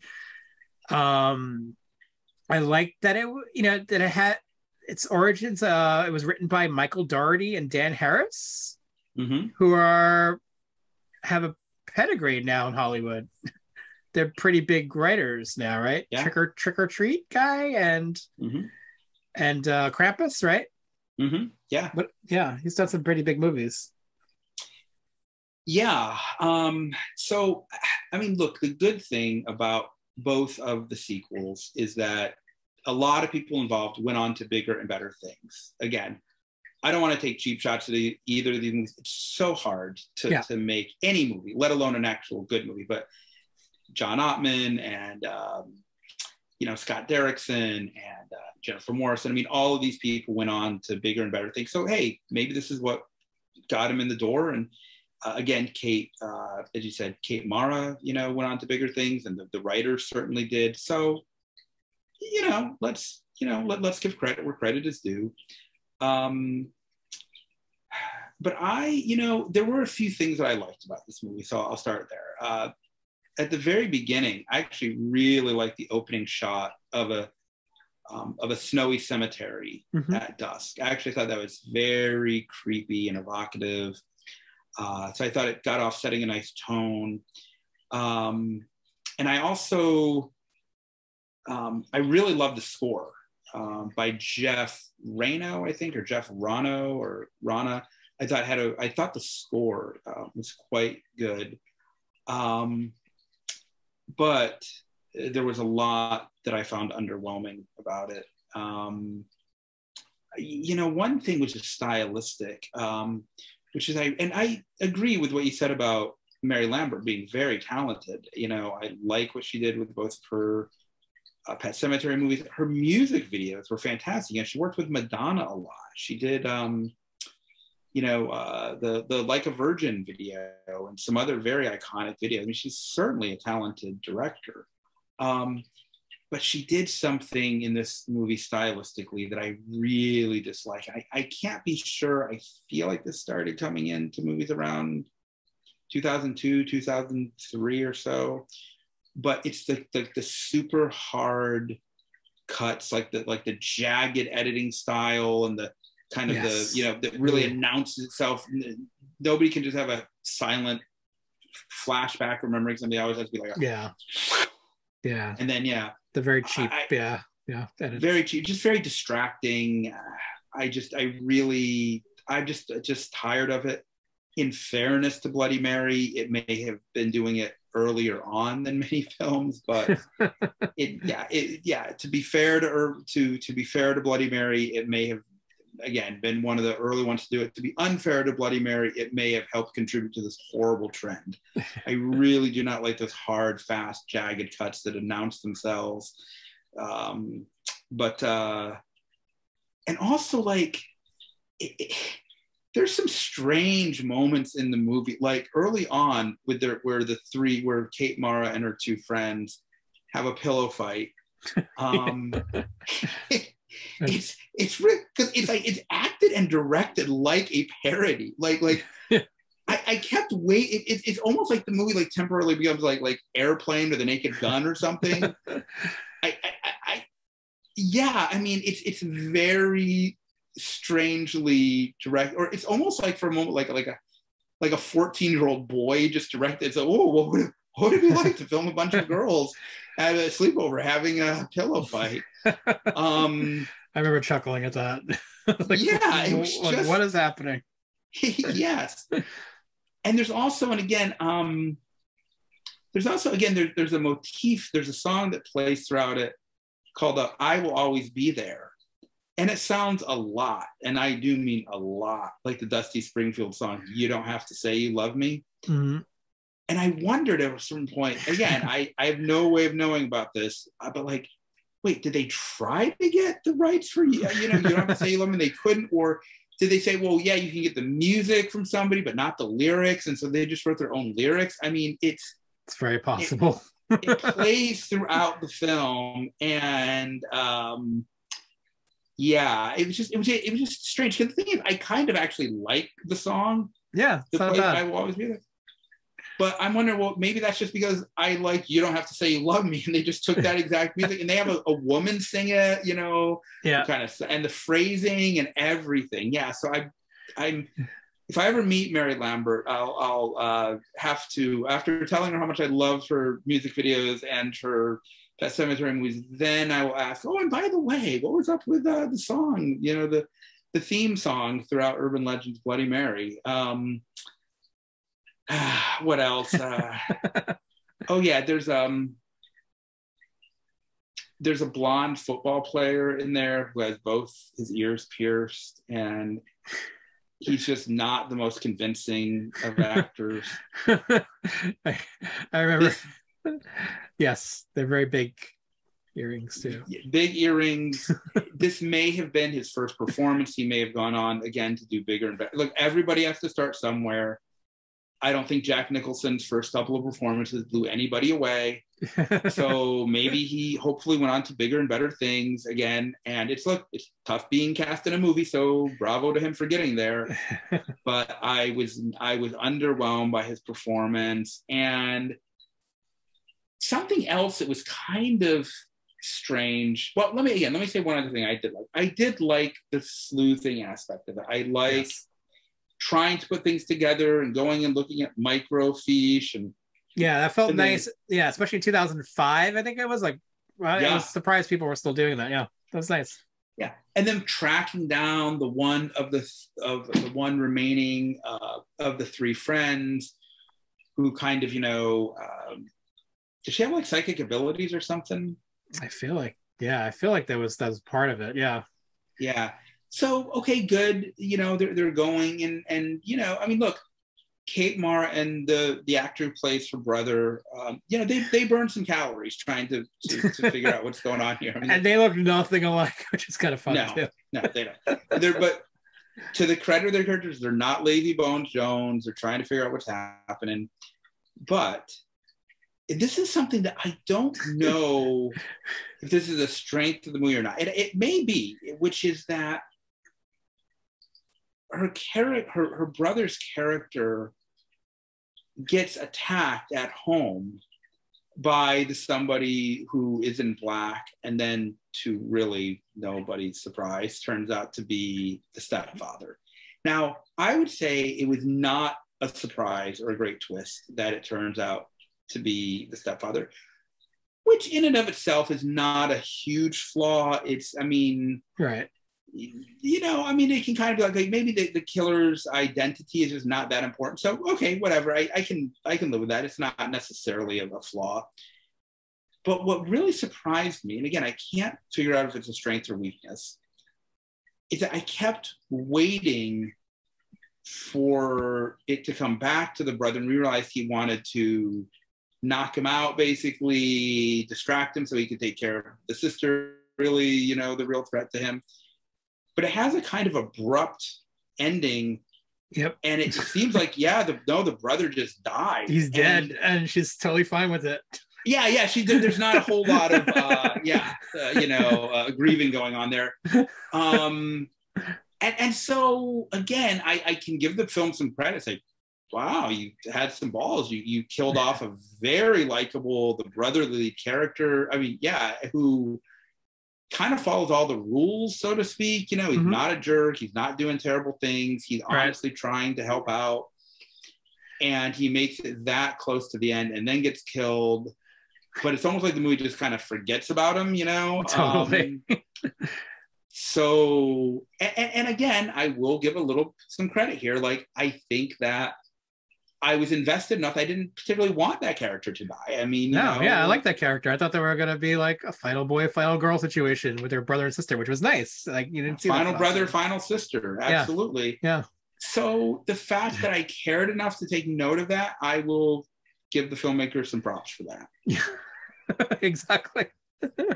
It wasn't a total loss, guys. If you want like a cheap mid 2000s kind of direct-to-video sequel, you could do worse, I'm sure. There were a lot of like cheap direct-to-video sequels of like Prom Night, of like a lot of series that we love. This is not unlike that. It's not any worse, not any better. It's just kind of, it is what it is kind of thing. And so. And it's not torture porn. Exactly, which was very popular at the time. Yeah. Very popular. It was a feature film directed by a woman. So, there's some good stuff to it. But it just, I don't know. It might have been, what's frustrating about a movie like this is it seems like it would not have taken a lot to have made a better film. Yeah. It's not horrible. It's not unwatchable, but it's just, I don't know, just kind of a little clumsy in certain ways. And it just seems like it would not have taken a lot to have bumped up the quality of this film. Maybe just even by not doing certain things. I only get to do a whole bunch of new stuff, but like taking out all those hard, fast, jagged cuts. I don't know, maybe just a little bit more scene here or there of character development. It had the bones, but it felt like at the end of the day, a job for Mary Lambert, a job for the actors, just get through it, make this cheap whatever movie, and then we'll move on to our next gig kind of thing. And that's totally fine. That's what, a lot of the movies being made at the time were doing in the home video market, direct to video, direct to cable, selling these things overseas, just having some name value to it of having the urban legend title on it. It's totally fine for what it is. Yeah, I think watching all these movies together, like, it really, really heightens my love for the first movie. It really, yeah. I mean, I really just think that's, to me, I'm going to say it's my favorite of the post-Scream era. I really love Urban Legends. So thank you, Urban Legends 2 and 3, for making me love the first one even more. So there's your value. Yeah, it's my favorite of, it's my favorite of the post-Scream slashers, including, by the way, Scream 2. Like, I like Urban Legend more than Scream 2. I agree. Oh God, I mentioned at the beginning of this that I was going to say a little connection between Scream and Urban Legend. Perhaps because of the kind of people who are going to be listening to this, they already know this. So please just indulge me if some of you haven't heard it. Maybe you'll find this interesting. But Jamie Blanks originally, he read the script that Kevin Williamson had written for I Know What You Did last summer. Was really excited to do it, really wanted to do it, because again, he genuinely loves the genre. He does not looking at it as a stepping stone to more prestigious films. He loves horror movies, loves the slasher subgenre. And so I think he said he had something like I don't know, 10 minutes or some very small amount of 35 millimeter film left from something he'd done. So he decided to film a trailer. That was going to be his calling card, to make I Know What You Did Last Summer. So he filmed some stuff, threw it together with his friends really quickly. And that just, first of all, I think shows so much heart and so much dedication and sincerity. By the time he was able to get, because I think he filmed this in Australia where he was living, by the time he was able to get it to Neil Moritz, who eventually produced Urban Legend, they'd already settled on Jim Gillespie to direct the film. So Gillespie was hired, but when Urban Legend came around, they remembered how impressed they were by that. And that's what ultimately opened the door for him to do Urban Legend. And in a way, I think perhaps that worked out for the best, insofar as I enjoy Urban Legend. I know I enjoy I Know What You Did Last Summer. I know a lot of people put it down at the time saying, oh, it's not as smart or self-aware as Scream, it's a step back in the genre, blah, blah, blah. Okay, fair enough. But like, I liked it just the same. I on its own terms, and again, another movie with lots of ludicrous implausibilities, but it carries me right along with it. So I'm just fine with it. Yeah. But I feel like Blanks really brought a special something and a certain warmth and wit to Urban Legend. So I would have, in an ideal world, he would have directed both movies. He would have directed. That would have been, interesting to see. I would have loved that. But I'm very happy that we got Urban Legend out of that.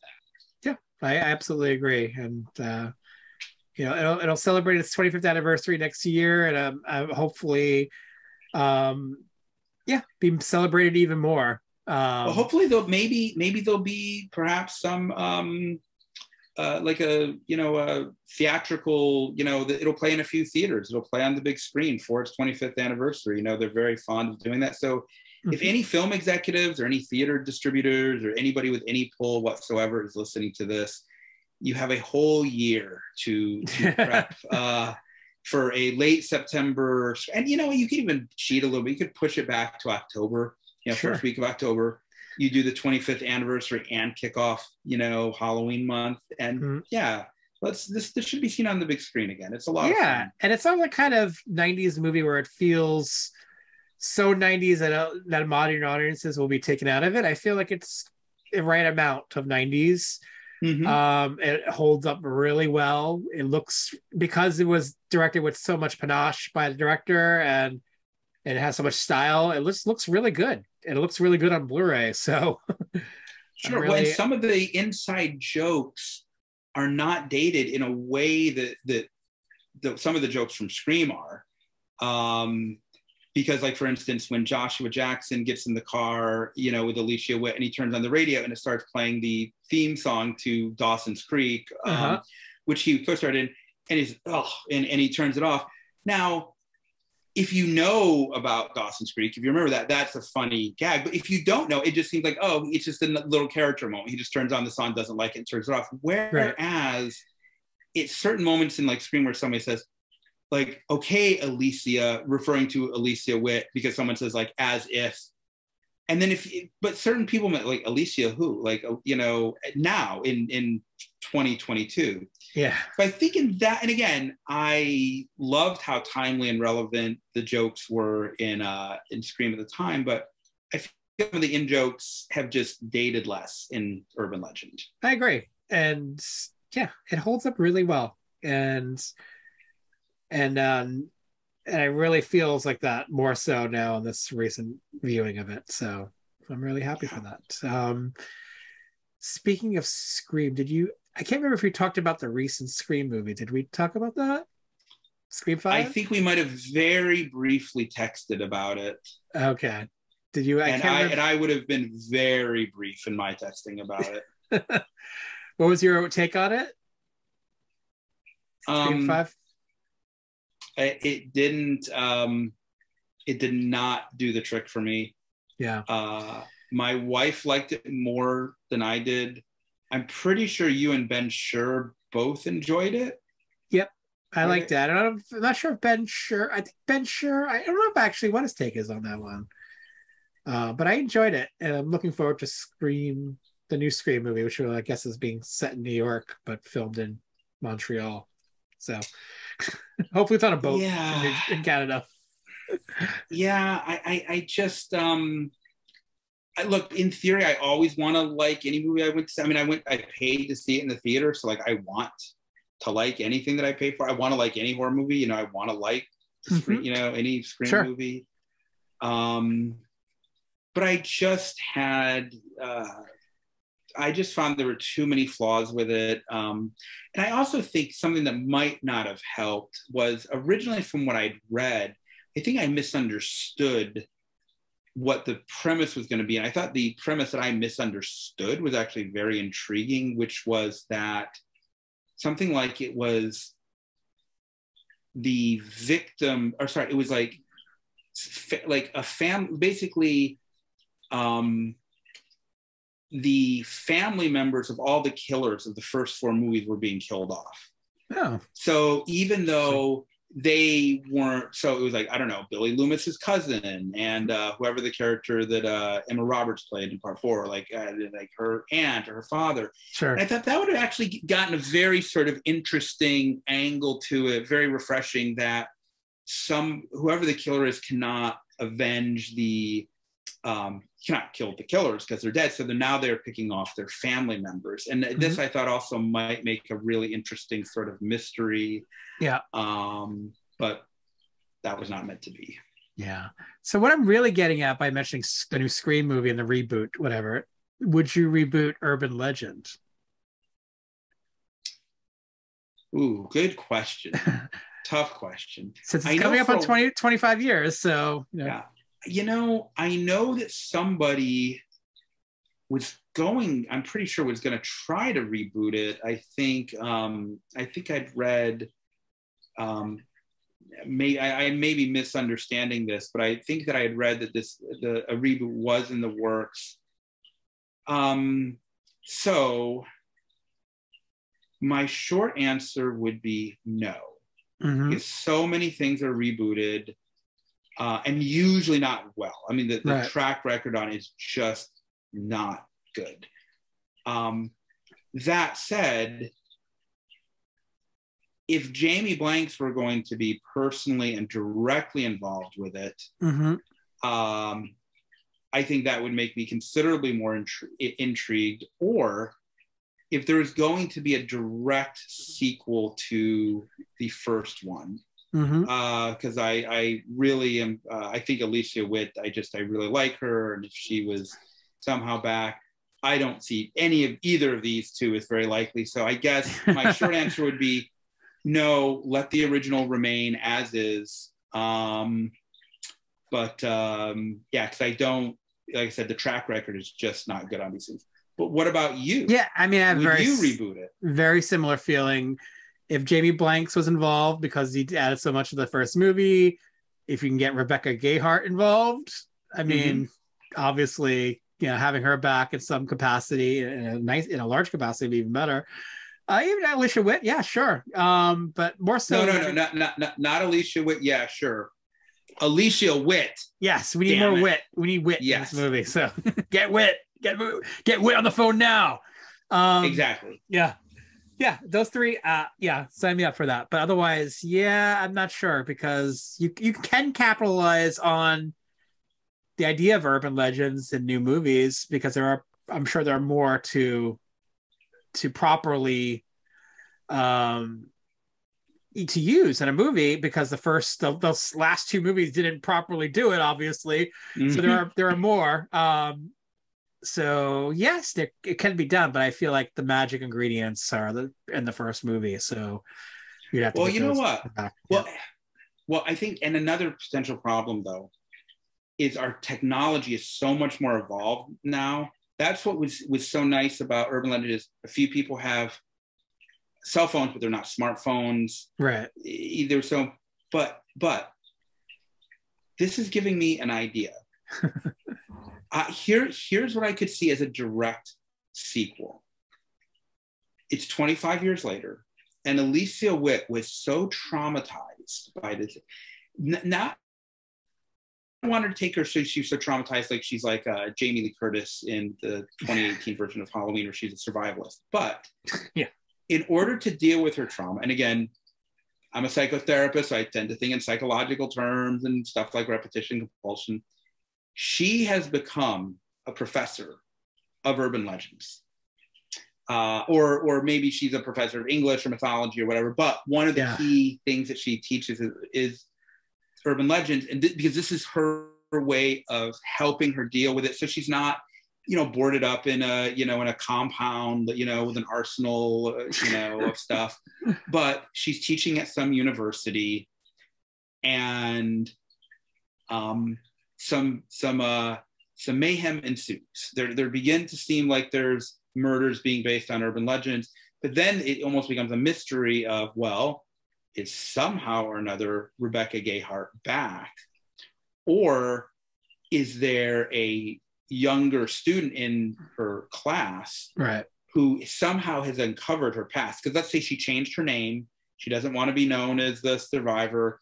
But first of all, it gives you a good reason to go back to the college campus. Yep. Because now she's a professor there. And so maybe now she's not quite the final girl, or maybe she's a co-final girl, because maybe there's another student in the class who comes to her and says, oh my God, my roommate was killed or somebody's missing. So she's a little bit more the final girl, and Alicia Witt is a little bit more of the final woman, so to speak. And then trying to figure out, well, who might be doing this and why. I like that. I think could be at least a little bit of a direct sequel. I like that. I'd hope they'd go that route. Honestly, if they were going to do it, that'd be nice. Nice, loving tribute to the first movie too, continuing their storyline. I like that. Oh, thank you. Unfortunately, Hollywood probably doesn't think that. It's like they got to make something more accessible to. We need another Marvel. We need yet another Marvel movie. Apparently. Apparently. Yeah. Are you looking forward to any new more horror movies coming out? I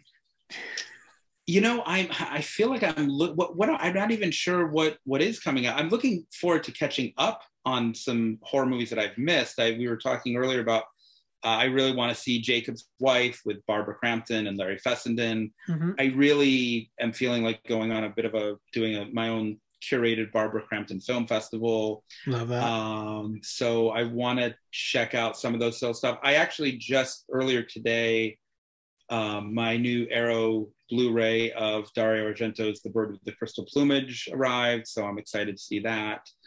But I don't know. Are there some new horror movies coming out that I should be looking forward to? I feel like there's a list, but I don't have it in front of me. But I'll talk to you offline about it. Sure. I'm sure you're really excited to see the new Halloween the final chapter. Yeah. Evil. Well, I will say one thing that's at least a little intriguing. Apparently, it picks up 4 years after the last one, which seems better than doing just like a continuing, like that'd be like the longest Halloween night ever. Like it would just, I would think Michael Myers at a certain point would just need to take a nap. Like oh my God, I've heard some spoilers, and oof. That's all I gotta say. Well, oof says a lot. I don't think you need to say more than that. Well, this was a lot of this was a lot of fun. So we gotta do it again. Talk about something else on our next one. Sure. Thank you for joining me. Thank you for bringing urban legend back into my life. These 24 years later.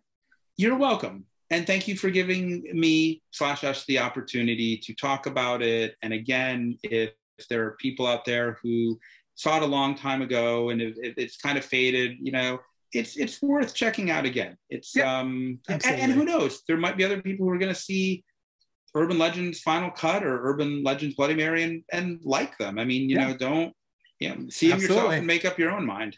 Something for everyone. That's what I like to say. With the movies that we may not love, there's something for everyone, which is great. That's the magic of the movies. Completely agree. Had a lot of fun with this. Thank you guys for supporting the podcast, and listen out for. So you got the Stephen King one. We got I got one coming up with teen sex comedies. We'll have more patrons. There's more coming. So thank you for supporting the show. Where can people reach out to you? I know you're not on social, right? So yeah, and I'm it's not like I'm a snob about it or anything, but I will say if anyone wants to reach out to me, they can go to my website. It's called naturetherapyheals.com, just spelled like it sounds, naturetherapyheals.com, or just my direct email address is Quentin Dunne, DUNNE @gmail.com. Great, that's awesome. And you can of course find the podcast on retromovielove.com, but also I have it on YouTube now. Of all 75 episodes are on there. The Patreon episodes, of course, are on Patreon page on patreon.com/retromovielove for those who don't know already. Also, let's see, Facebook, Cinema to Meep has a Retro Movie Love podcast as a page, Retro Movie Love on Facebook. Instagram, Cinema to Meep. You can reach me on Facebook as Me Parker, and reach out and let us know what you think about Urban Legend, or if there's other things you want us to talk about. Let us know about some new horror movies coming out, so we need to get to know. All right, guys, thank you so much, and thank you, Quentin. We'll be back for more. All right, take care. Actually. Yeah, I like the way she does that too. Yeah. Bye, guys. Take care. Ciao for now.